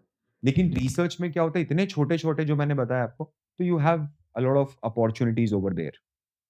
एनआईएसएम का क्या वैल्यू है आज के तारीख में? यार देखो, टू बी वेरी ऑनेस्ट, ऐसा तो नहीं है कि कोई नौकरी ही मिल जाएगी उससे, कि मेरे पास एनआईएसएम नहीं था, आज मैंने एसएम करा और मेरे पास 7 ऑफर लेटर्स हैं। It is not like that. ठीक है? बट आप अगर ग्रेजुएशन कर रहे हो, आप अभी फर्स्ट ईयर में हो, आप अभी 12th में हो, ठीक है? आपको समझ नहीं आ रहा है कि मैं क्या करूँ? आप अभी इस स्टेज में हो जहाँ पर आप यही डिसाइड नहीं कर पा रहे हो कि मेरे को स फाइनेंस में जाना भी है कि नहीं जाना है। At that point of time NISM helps a lot. मतलब कोई मैजिक नहीं करेगा वो आपको, लेकिन वो जो बोलते हैं ना, स्टेप 0 रखने में हेल्प करेगा आपकी। आपको समझ में आएगा, अंडरस्टैंडिंग मिलेगी, या तो रिसर्च एनालिस्ट की मिलेगी या फिर एनआईएसएम आपका डेरिवेटिव्स में है, म्यूचुअल फंड्स में है, इन्वेस्टमेंट एडवाइजरी में मल्टीपल है, एआईएफ्स के अंदर है, पोर्टफोलियो मैनेजमेंट में है। तो वहाँ से थोड़ी हेल्प मिलती है। कई सारे कॉलेजेस मैंडेटरी कर देते हैं। कई लोग इसको रिज़्यूम के ब्राउनी पॉइंट जैसा लिखते हैं। बट मैं वही बोल रहा हूँ ना, सिर्फ एनआईएसएम ऐड करने से नहीं होगा कुछ भी। It is a statutory exam for multiple things, but again, it is a very basic exam. So as compared to like other courses, the difficulty level is quite easy. Very easy. You cannot compare CFA and NISM. There is no comparison. मतलब कोई कम दूर-दूर तक कोई comparison नहीं। कितना time लगेगा prepare करने में for a CFA and NISM? मतलब एक सीएफए को एनआईएसएम या का एग्जाम नहीं, प्रिपेयर। नहीं, सीएफए करने के लिए मेरे को कितना टाइम लगना चाहिए 1 2 3 एंड एनआईएसएम अगर करना यार है तो? एनआईएसएम तो 2 महीने में भी दे सकता है बंदा। उसका अगर एग्जिस्टिंग अगर ज़ीरो नॉलेज है, और एनआईएसएम 15 जैसा पेपर है जो बहुत बेसिक पेपर होता है, सब लोग देते हैं रिसर्च एनालिस्ट का, तो I think 2 months would be more than enough. कोई रोज़ अगर 1-2 घंटा पढ़ के देता है तो। सीए की अगर आप बात करते हो तो सीए इंस्टीट्यूट हर लेवल में 300 आवर्स का रिकमेंडेशन देता है। बट मेरे हिसाब से मिनिमम 400 टू 500 आवर्स की स्टडी लगती है आपको। सीएफए। सीएफए के अंदर आप बिना 400-500 घंटे, क्योंकि यार पढ़ने का लेवल 1 में revisions you need more and more, level 2 में you need more question solving. तो वो बहुत इम्पोर्टेंट होता है। Level 3 is a patience game. You can not do it like this, ऐसे क्विकली नहीं कर सकते। तो just coming back to the finance interview questions, तो मेरे को 2-3 क्वेश्चंस ऐसे याद आ रहे हैं कि जहाँ पर ये ट्रिक क्वेश्चंस होते हैं एंड इनके आंसर्स लाइक यूजुअली लोग गलत देते हैं। तो जैसे एक क्वेश्चन यूजुअली जो पूछते हैं, can a beta of a stock be negative? And people usually like give wrong answers for this question. एक और क्वेश्चन ऐसे एकदम जो कॉमन क्वेश्चन है, जो कन्फ्यूज करने के लिए पूछते हैं, व्हिच इज़ वेरी सिंपल कि 2 कंपनीज़ है ए और बी, उन दोनों का सेल्स, प्रॉफिट सब कुछ सेम है, एवरीथिंग इज़ सेम। एक का प्राइस अर्निंग्स रेशियो है 18, एक का प्राइस अर्निंग्स रेशियो है 20, आप कौन सी कंपनी में डालोगे and why? And like surprisingly people sometimes give wrong answers to these questions also. ऐसे टाइप के और क्या-क्या क्वेश्चंस हैं और आपको लगता है कि हाँ, ये ट्रिक क्वेश्चंस पूछ सकते हैं एंड यूजुअली सबसे ज़्यादा लोग ये क्वेश्चन पे गलती करते हैं? यार वो देखो, अगर उसको कॉम्प्लिकेट करना होगा ना चीज़ों को, तो वो डीटीए डीटीएल के ऊपर बात कर लेगा आपसे। Deferred deferred tax tax asset. Asset, deferred tax liabilities. अब वो यार वो ऐसा ऐसा टॉपिक है, परसेप्शन उसका ऐसा है कि जब नोटबुक हाथ में रहती है तब भी वो लोगों को समझ में नहीं आता है। तो कन्वर्सेशन में मैं डीटीए डिटेल का क्वेश्चन समझूँ, उसको इंटरप्रेट करूँ, आंसर दूँ, वो लीज़ लायबिलिटी के ऊपर क्वेश्चनिंग शुरू कर देगा और उसको ग्रिल करना है आपको गंदा वाला तो। तो एक वो चीज़ है। फिर I would say cash flows के अंदर बच्चे बहुत ज़्यादा कन्फ्यूज़ हो जाते हैं। मतलब वो एक बहुत बहुत लॉजिक है कि अदर अदर लायबिलिटीज़ बढ़ती है, मान ले तेरी, ट्रेड पेबल बढ़ता है तो उसका कैश फ्लो पे क्या इम्पैक्ट आएगा? तो वो कैश के ऊपर जो इम्पैक्ट है ना, डेप्रिसिएशन बढ़ेगा तो कैश पे क्या इम्पैक्ट आएगा? ये बढ़ेगा तो कैश पे क्या इम्पैक्ट आएगा? ये चीज़ पूछते हैं। फिर वो कई बार केस स्टडी बेस्ड क्वेश्चन्स पूछ लेते हैं। केस स्टडी बेस्ड क्वेश्चन्स पूछ लेते हैं, मतलब जैसे फॉर एग्ज़ाम्पल कि 2 कंपनीज़ हैं, अलग-अलग बिज़नेसेज़ में हैं। दोनों ही कंपनीज़ जो रॉ मटेरियल यूज़ करती हैं, उसमें 70% का जंप आ गया है। क्रूड ऑयल है, पहले 100 का मिलता था, अब 170 का मिल रहा है, से फॉर एग्ज़ाम्पल। तो एक कंपनी है जिसका मार्जिन गिर गया और दूसरी कंपनी है जिसका मार्जिन नहीं गिरा। ऐसा क्यों हुआ? इसमें क्या हुआ, एक कंपनी है जिसने जो बढ़ा हुआ कॉस्ट था, वो कस्टमर को पास ऑन कर दिया, तो उसका मार्जिन नहीं गिरा, as it is margin maintain रहा। दूसरी कंपनी है जिसने शॉक को एब्ज़ॉर्ब कर लिया, है ना? अब ये किस केस में हो सकता है? तो आप खुद सोचो ना, मतलब मैं रॉ मटेरियल की जेन्युइन बढ़ी हुई कॉस्ट अगर कस्टमर को पास ऑन नहीं कर पा रहा हूँ, तो या तो मेरा कस्टमर बहुत कॉस्ट सेंसिटिव है, या मेरा प्रोडक्ट हाइली कमोडिटाइज़्ड है। तो अगर अपन एचयूएल की बात करें, तो कास्टिक सोडा का दाम अगर टेम्परेरी बेसिस पे डबल हो गया, तो वो पास ऑन नहीं कर पाएगा भाई। कारण क्या है ना, जहाँ उसने रेट बढ़ा दिया हल्का-सा भी, ₹1 भी अगर एक टाइट बार पे बढ़ गया ना एचयूएल का, से फॉर एग्ज़ाम्पल, तो वो फेना और जादूगर और ये इन तुरंत ब्लिक शिफ्ट हो जाती है। और अब वापस अगर रेट कम करोगे तो you can not get back your customer, तो वो छोटा कर देगा, बट वो रेट नहीं बढ़ाएगा उसका। ठीक है? वो कस्टमर को कॉस्ट पास ऑन नहीं करेगा, वो एब्ज़ॉर्ब करने की कोशिश करता है मेजॉरली। लेकिन एक दूसरी कंपनी है सोलार इंडस्ट्रीज़, है ना? अब वो क्या है, वो एक्सप्लोसिव्स बनाती है, कमर्शियल एक्सप्लोसिव्स बनाती है, मल्टी बैगर स्टॉक है। 2020 से अभी तक में मल्टी बैगर स्टॉक है।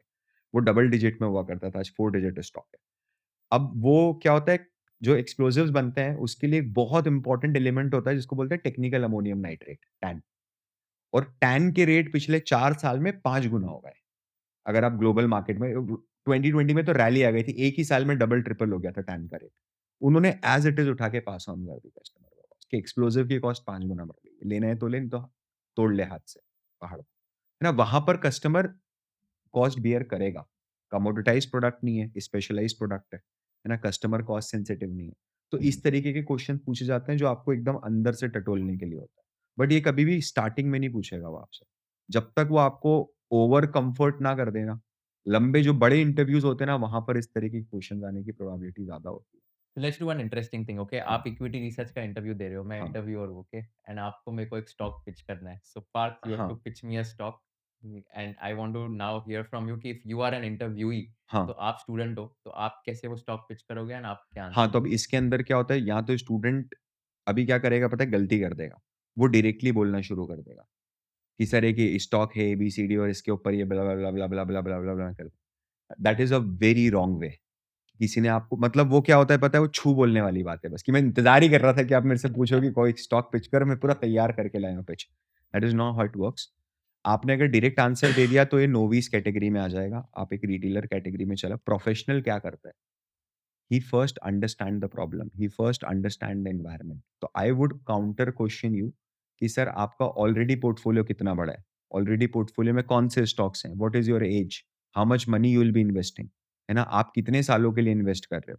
कारण कि अगर आप मुझे बोलते हो कि नहीं मैं तो 2 साल के लिए इन्वेस्ट कर रहा हूँ, तो I will never suggest you a multi bagger, small cap multi bagger, क्योंकि वो अगली बुल साइकिल तक कुछ नहीं हिलना है उसमें। समझ रहे हो? तो अब यहाँ पर अगर आपने वाओ! रोक के काउंटर क्वेश्चन कर लिया ना उससे, तो वो आपने प्रोफेशनलिज्म वाला एक तड़का मारा उसके या अंदर, which was not there till before, अगर आप डायरेक्टली बोलना शुरू कर देते तो। और एक चीज़ बताता हूँ, पता है क्या है? इक्विटी रिसर्च में लोगों को ऐसा लगता है कि equity research is all about recommending multi bagger stocks. It is not. आप है ना, जो भी देख रहा है इसको, आप रैंडमली 20 से 25 इक्विटी रिसर्च रिपोर्ट्स कहीं से जुगाड़ो। गूगल से, टेलीग्राम से, कहीं से भी। आप उसमें परसेंटेज टारगेट्स देखिए। ट्रेंड लाइन पे भी मिल जाएगा ना? ट्रेंड लाइन पे भी मिल जाएगा, ढेर कहीं हर जगह पे अवेलेबल है, इट्स अ पब्लिक डॉक्यूमेंट, ठीक है? तो आप ये देखिए कि वहाँ पर है ना, जितने भी टारगेट्स दिए होते हैं ना, दे ऑलवेज़ गो विथ 5%, 10%, 15%, 25%। बहुत हो गया 25%, 50%। नोबडी सेज़ कि आप टाटा मोटर आज ले लो ₹500 में, ये ₹4000 का होने वाला है 10 साल में। इतने लंबे टारगेट कोई नहीं देता, हवा में बात हो रही है ना फिर तो पूरी। और उन लोगों को तो ब्रोकरेजेस बढ़ानी होती है। तो द आइडिया इज़ कि अगर आपने किसी को एक ऐसा स्टॉक रिकमेंड किया है, जो अगले 6 महीने, 1 साल या 2 साल में 25% भी मूव कर रहा है, तो it is also a worth recommendation. आप समझ रहे हो? Nobody is expecting you to recommend the next multi bagger, वो किसी को नहीं पता होता है। ये स्टूडेंट्स को माइंडसेट हटाना पड़ेगा। ऐसे टाइम पर अगर आप अंडर वैल्यूड स्टॉक की बात करते हो, तो टीसीएस ही ले ले ब्रो।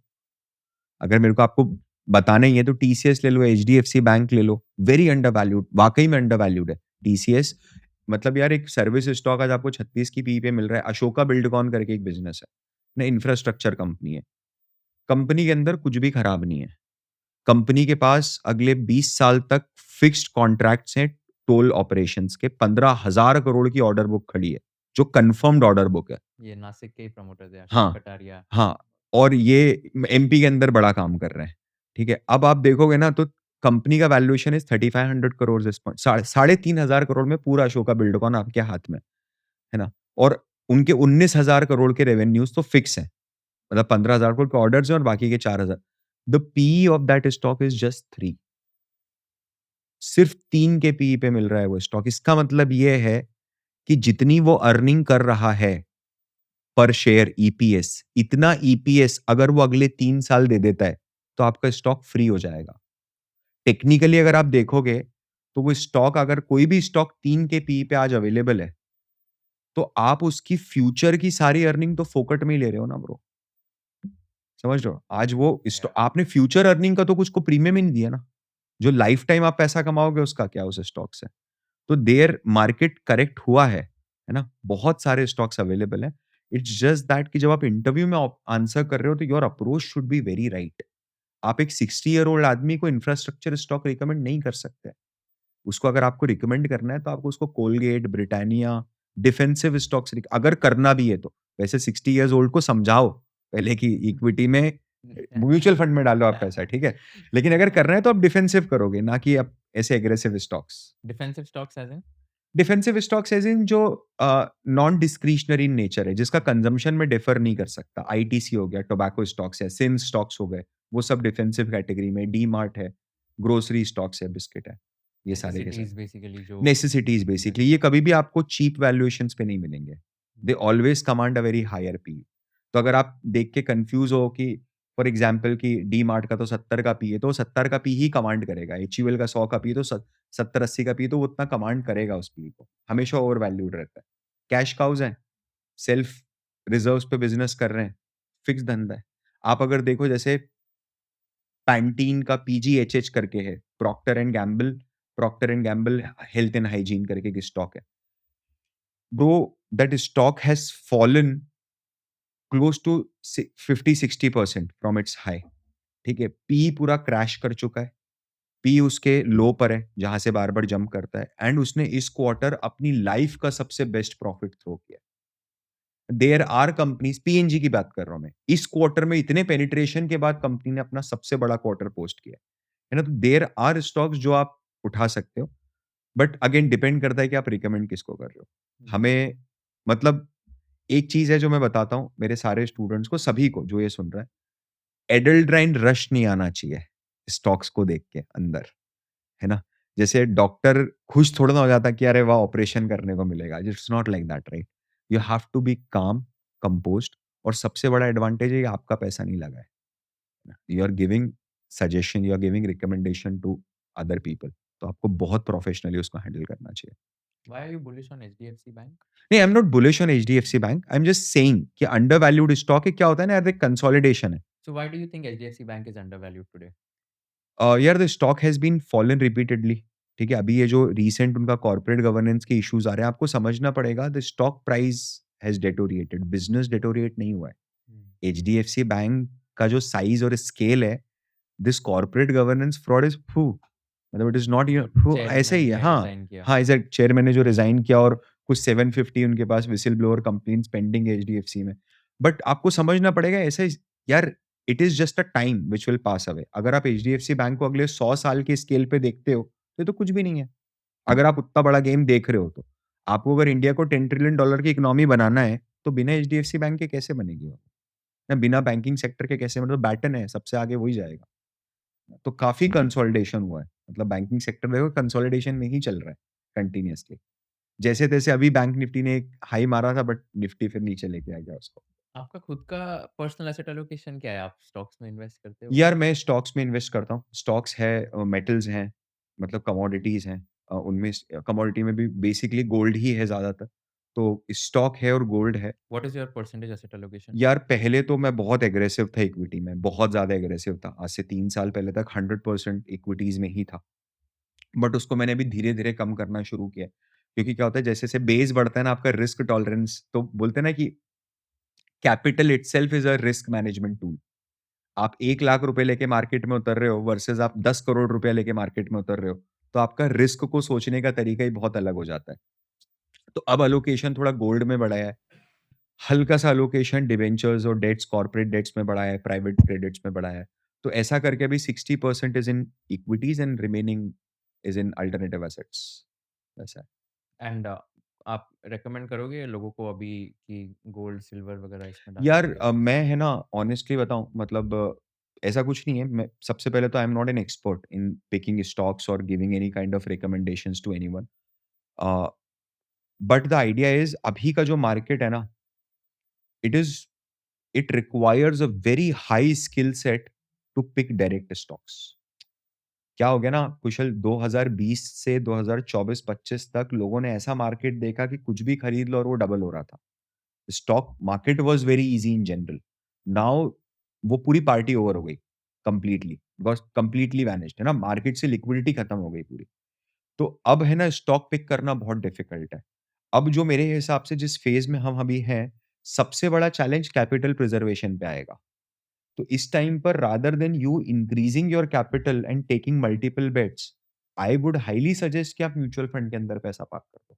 आप अगर देखोगे तो जो मेरे भी monthly salary, monthly cash flows में से जो डायरेक्ट स्टॉक में पैसा इन्वेस्ट होता था, कोई अपॉर्च्युनिटी अगर नहीं है डायरेक्ट स्टॉक इन्वेस्टिंग की, तो फिर मैं उसको लिक्विड बीस में डाल दूँगा, पार्क करके रखूँगा पैसे। I have stopped doing that.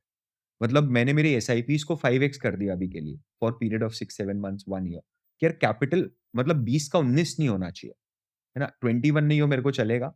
I I can not afford a 30% hit on my capital at this point of time. This is a time जब मैं मेरे पोर्टफोलियो के बेस को बड़ा करूँगा। फ्यूचर में अगर ज़रूरत पड़ती है, तो I will move the money from mutual fund to direct stocks. नहीं तो वो म्यूचुअल फंड पोर्टफोलियो में I am very comfortable handling. मतलब सब चीज़ पे आपको 30% रिटर्न नहीं मिल सकता।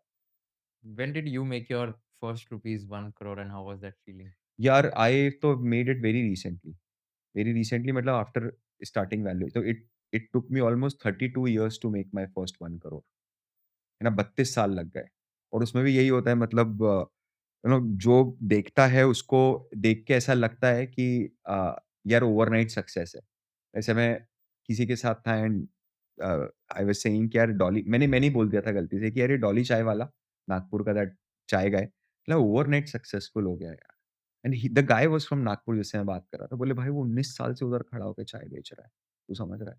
इट इज़ जस्ट दैट वो आज तुमको दिख रहा है कि सक्सेसफुल। 19 इयर्स, बोले मैं छोटा-सा था ना, तब भी वो ऐसे-ऐसे करके चाय यूँ करके चाय बेचता था, राइट? तो क्या होता है ना, मैं 2007 से काम कर रहा हूँ कुशल, 16 years old. I was working actively, मैं बैठा नहीं हूँ। बट वो कोई नहीं देख रहा है कि 2016 से 2022 तक की जो जर्नी है, नोबडी, क्योंकि वो कोई विटनेस नहीं कर पा रहा है। सब लोग अभी जो पार थे वो विटनेस करते हैं। तो यार फर्स्ट 1 सीआर तो पता नहीं कैसे बना, वो मेरे कंट्रोल में नहीं था। अगर सिर्फ मेहनत से बनता तो मेहनत तो मैं 10 साल से कर रहा था, है ना? तो वो सारे फैक्टर्स एक साथ काम करते हैं। पूरा यूनिवर्स मतलब वो एक बार सही चीज़ क्लिक कर जाती है, आप सही वैल्यू देते हो ना, आप स्कैम करने की कोशिश, क्योंकि एडटेक है ना बहुत स्कैम होता है राइट। और फाइनेंशियल मॉडलिंग है ना इतना हॉट केक केक है, मतलब लोग 50-50, 70-70 हज़ार रुपए देके चूना ही लगा देते हैं मतलब बच्चों तो को आपका बेसिकली। कितने में है आपका कोर्स यार पूरा? हम लोगों का जो एवीएफएम प्रोग्राम है, it is very reasonably priced at 18,999 and जो मेरा इक्विटी रिसर्च है that is at around 9,000, but उसमें डिलिवरेबल्स बहुत हाई हैं। मतलब इक्विटी रिसर्च में क्लोज टू 200 आवर्स का डिलिवरेबल है। Same in AVFM program also 200 hours. मैंने आपका एक लिंक्डइन पोस्ट पढ़ा था जहाँ पर एक स्टूडेंट ग्वालियर से आया था, उन्होंने उन्होंने 45,000 रुपीज़ उनके करेक्ट, पूरे सेविंग्स लगा दिए करेक्ट, थे एंड फिर भी करेक्ट। वो स्कैम हो गए थे। क्या हुआ था एग्ज़ैक्टली? यार तो ऐसे बहुत सारे स्टूडेंट्स हैं जो बोलते हैं कि से फॉर एग्जांपल पर्सनल लोन लिया है ना? किसी कोचिंग में 50,000 रुपए फीस भर दी है फाइनेंशियल मॉडलिंग सीखने की, वहाँ से सीख लिया है। अब प्रॉब्लम क्या होती है कुशल, मेजॉरिटी जगहों पर सब टीचर्स अच्छे हैं, no doubt about it, but majority जगहों पर क्या होता है ना, जो मास्टर है, जो ट्यूटर है, जो आपको सिखा रहा है, वो 1 या 2 कंपनीज़ में बहुत स्ट्रॉन्ग होल्ड करके आ जाएगा अपना। ना वो उसके मॉडल को 4-5 बार रिपीट कर लेगा खुद से और वो एकदम उसको याद कर लेगा। और वो बच्चों के सामने आके फिर से वो मॉडल बना देगा। या तो चिपोटले का मॉडल बना देगा या एप्पल का बना देगा, ऐसी कोई कंपनीज़ का मॉडल बना देगा। और बच्चे भी सब उसको रिपीट कर देंगे। तो उनको एक फ़ॉल्स सेंस ऑफ कॉन्फिडेंस आ जाता है कि मेरे को फाइनेंशियल मॉडलिंग आ गई। बट द मोमेंट आप रिलायंस इंडस्ट्रीज़ का फाइनेंशियल मॉडल बनाने को बोलते हो तो वो क्लूलेस है। वो इंडिया की सबसे स्टेबल कंपनी के प्रोजेक्शंस नहीं कर पाता। ये एम्प्लॉयबिलिटी फैक्टर का लैक है, कि मेरे को जितना सिखाया था मेरे को उतना आता है, मैं मेरा दिमाग नहीं लगा सकता। अपने प्रोग्राम्स में अगर आप देखोगे ना, तो क्या है, मेरी जो रेपुटेशन है यूट्यूब पे, वो आप देखो तो वो एक्सेल वेक्सेल के कारण बनी हुई है कि आप एक्सेल बहुत अच्छा सिखाते हो। बट मेरे दोनों प्रोग्राम्स में 90% एक्सेल नहीं होता है। एक्सेल का कवरेज 10% ही होता है। क्योंकि मुझे पता है अगर मैंने एक्सेल फ़ोकस्ड बना दिया आपको, कि मैं 90% एक्सेल कर रहा हूँ, तो ये तो अगला अपडेट आएगा क्लॉड में and everything will be finished. मैं एक बात बता रहा हूँ मैं। या तो आपको लिवरेज अपनी एक्सेल स्किल्स से नहीं होना चाहिए। आपकी जो लॉजिक है, जो आपका एप्रीहेंशन है ना? आप जिस तरीके से सोच पा रहे हो, जो एग्ज़ीक्यूशन कर पा रहे हो, वो कैपेबिलिटीज़ है जो फ्यूचर में आपको रिवॉर्ड हुँ, करेंगे।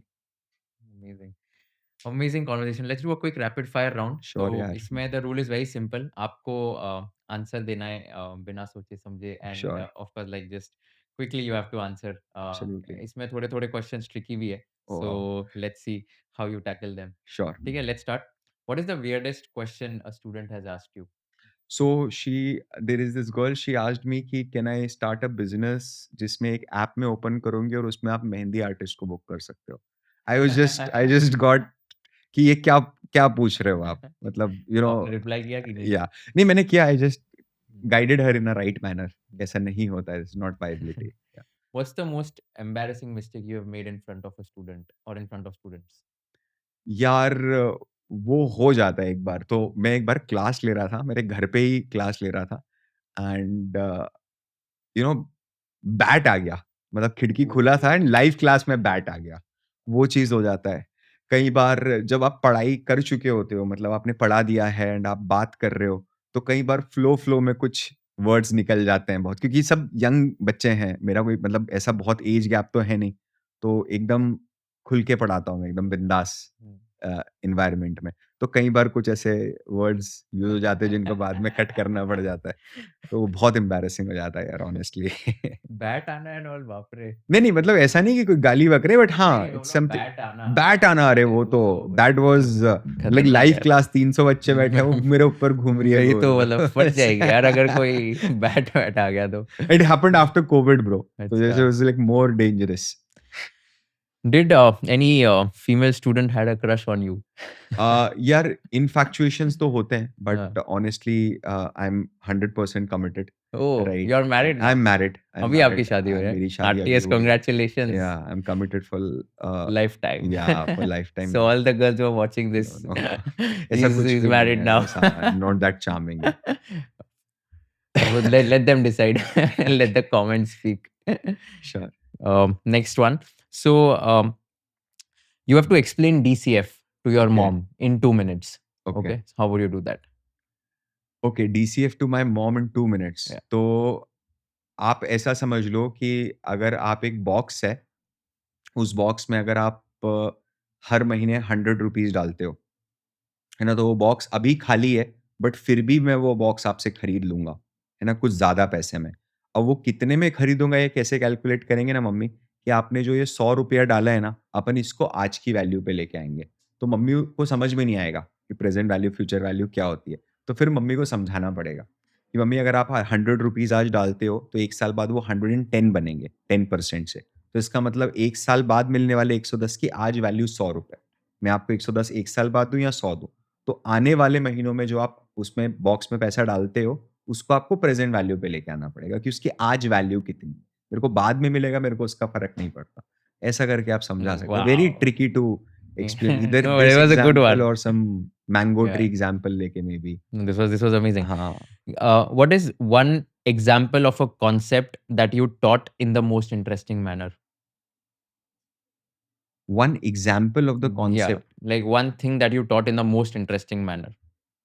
कोई यार भी एक चीज़ एंड फ़ोरकास्टिंग। ओके, कैसे सिखाया था? यार फ़ोरकास्टिंग क्या होता है ना, सब लोगों को बहुत डर लगता है, ठीक है? तो उसमें मतलब it cannot be like answered in a single hmm, hmm, hmm. sentence in a rapid fire manner, but I think that is one thing जो बहुत ज़्यादा डर लगता है। इंडस्ट्री में लोगों के पास कोई परफेक्ट रोड मैप नहीं है उसको सिखाने का, एंड जब मैं वो सिखाता हूँ तो स्टूडेंट्स बहुत ज़्यादा इंटरेस्ट के साथ सीखते हैं। I think forecasting and ratio analysis, hmm. Ratio analysis में भी यही होता है। मेजॉरिटी पीपल थिंक कि calculation of ratio is ratio analysis, but that is not. तो ये 2 टॉपिक्स हैं जो I think people praise a lot. ऐसे कौन से 3 बुक्स हैं जो लोगों को डेफिनिटली पढ़ने चाहिए so that they can get to know about valuation? About valuation, या investment valuation by Ashwath Damodaran, 2 एक वो किताब है। सेकंड बुक है narratives and numbers by Ashwath Damodaran. Third book है, अगर आपको मतलब ये दोनों अगर आपने पढ़ लिया है and you are completely through it, ठीक है, then only you have to go with third book. Third book पे पहले जाओगे तो कुछ समझ नहीं आता। The name of the book is valuation. नाम ही सिर्फ वैल्यूएशन है, टिम कॉलर का, मैकेंजी पब्लिश करता है उसको, ओके। है ना? तो वो किताब मिलता है।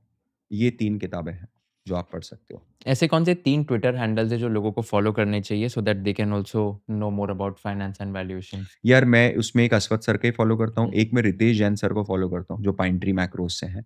He is very, very outspoken on macro economy, and I feel इसके अलावा एक मेरे फ्रेंड का ट्विटर हैंडल है, मैं वो फॉलो करता हूँ, बट अगेन डिपेंड करता है कौन है? आपका। एक अभिजीत चोकसी करके, या आई नो हिम। हाँ, या स्टॉकिफाई। स्टॉकिफ़ाई, या वेरी या नाइस। तो आई जस्ट ही, met him last to last oh week. Wow! Oh wow! Yeah तो वो एक ही जगह है, मतलब बस, but it's not like that कि there are good people, Sameer Arora sir हैं, बहुत सारे लोग हैं जिनको आप फॉलो कर सकते हो। ऐसे कौन से 3 कोर्सेज़ हैं जो लोगों को फाइनेंस में करने चाहिए so that they can get a good job in the field of finance? अगर आप डिग्री प्रोग्राम की बात करो तो देखो सीएफए है, ठीक है? आप equity research, valuation, financial modelling कर सकते हो। स्टार्टिंग के लिए आप एनआईएसएम 15 कर सकते हो, है ना? अगर सिर्फ फाइनेंस में जाना है। मतलब अगर यही सोचा है तो फिर सीए और सीएमए में अपनी एनर्जी मत लगाइए। खराब कोर्सेज़ नहीं है, डायरेक्ट हेल्प नहीं करेंगे, थोड़े जनरलाइज़्ड प्रोग्राम्स हैं। What is your best and worst investment? यार मेरा वर्स्ट इन्वेस्टमेंट था रिचा इंडस्ट्रीज़ करके एक स्टॉक। वो मैंने बहुत सालों पहले, तो उस टाइम पर क्या होता था, स्मार्टफ़ोन्स होते नहीं थे, एसएमएस आते थे। तो मेरे को रोज़ उसका एसएमएस आता था डेली। वो साईं बाबा इन्वेस्टमेंट वाले जो एसएमएसेस चलते हैं ना उस तरीके के, कि रिचा इंडस्ट्रीज़ खरीदो, है ना? मैं देखता था रोज़ 4% ऊपर है, 5% ऊपर है। तो I bought it around 300-200 rupees. Stock is it single digit में चल रहा है अभी, तो पूरा क्रैश कर गया स्टॉक ए टू ज़ेड, है ना? पूरा का पूरा मतलब चूरा हो गया उसका। एंड आई फ़ील जो मेरा सबसे बिगेस्ट रिग्रेट है, वो है हिताची पावर। मैंने 1700 रुपीज़ में उसको खरीदा था, and I have exited at around 6000 rupees. The stock is currently at 27000 rupees in last my 4 years. God! 4 साल के अंदर 1600 का स्टॉक 27000 पे ट्रेड कर रहा है, 6400 पे आई एग्जिटेड, एंड आई थॉट कि मतलब मैं तो किंग बन, है ना? अपन ने तो कितना 3x 4x का रिटर्न ऐसे मार्केट्स हुँ। में कमा लिया। तो I feel market always has something different for you. Last question, tricky one. If you were in the shoes of Kushal Lodha and if you were interviewing Mr. Parth Verma, what Oh is my one God. question you would like to ask him? हाँ, so यार what differently you do? So what differently you do? तो हाँ, क्योंकि बहुत सारे मतलब जो students हैं वो भी सोचते होंगे, जो दूसरे टीचर्स हैं वो भी अरे मैं मेहनत बहुत ज़्यादा करता हूँ, है ना? मैं उससे कभी भी पीछे नहीं रहता और मेरा जो प्राइमरी एम होता है, जितने भी डिसीजंस लिए जाते हैं, वो कभी भी फाइनेंस के पर्सपेक्टिव से, रेवेन्यू के बॉटम लाइन, टॉप लाइन के पर्सपेक्टिव से नहीं लिए जाते हैं। कुशल, द मोमेंट इसको बिज़नेस लेना बंद करा ना, तभी से स्टूडेंट्स को आप मेरे कोई भी वीडियोस देखिए I am never selling anything to anyone. मेरे वीडियोस में इट इज प्योर नॉलेज। आखिरी में भी नहीं बोलता हूँ कि हमारा वीडियो कोहर्ट आ रहा है, आप ज्वाइन कर लो। वो अनाउंसमेंट वीडियो बनेगा, वो सिर्फ उसी के लिए ही होगा। बट अगर कोई वीडियो है जो नॉलेज के लिए, तो नॉलेज ही ड्रिवन होगा। ठीक है, एक ये बहुत इंपॉर्टेंट फैक्टर है। आप अगर ऑनेस्टली मुझसे पूछते हो बहुत ज़्यादा मेरे खुद के बिजनेस के बारे में मेट्रिक्स, तो मैं नहीं बता पाऊंगा आपको, है ना? बिकॉज वो कंसर्न नहीं होता है कभी भी कि लास्ट मंथ कितना कमाया या लास्ट वीक कितना है, क्या टारगेट्स हैं आपके? तो कोई टारगेट नहीं है, ट्रस्ट मी। मैं ये फाइनेंशियल ईयर किस नंबर पे क्लोज कर रहा हूँ, अभी 2 दिन में क्लोजर है, मुझे नहीं पता। ऑनेस्टली मुझे नहीं पता।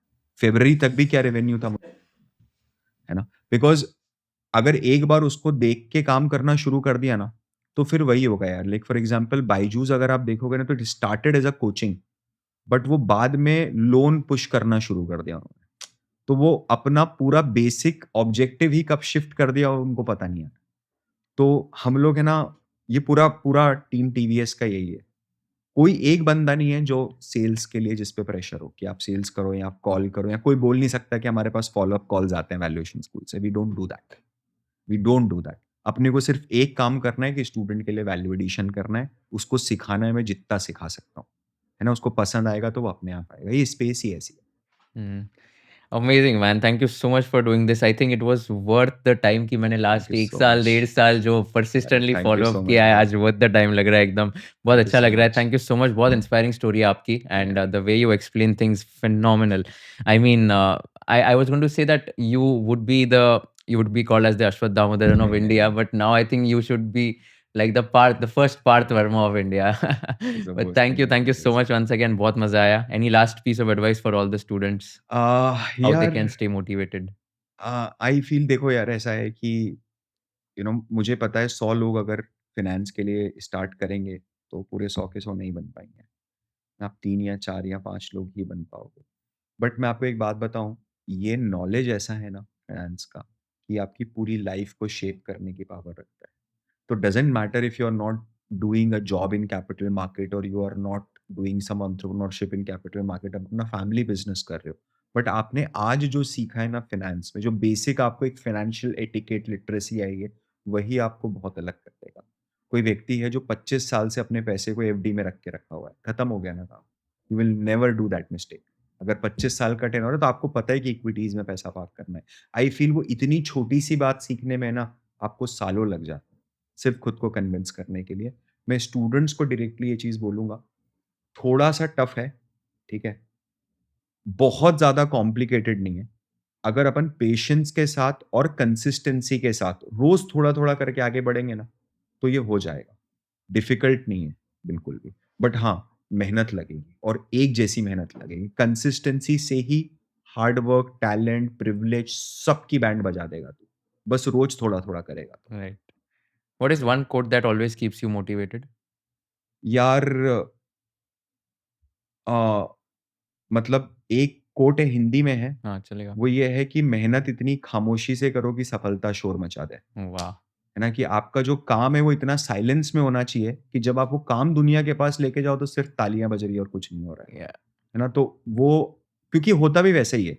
2006 से 2022 तक किसी ने भी नहीं देखा था ना, क्या चल रहा है पीछे।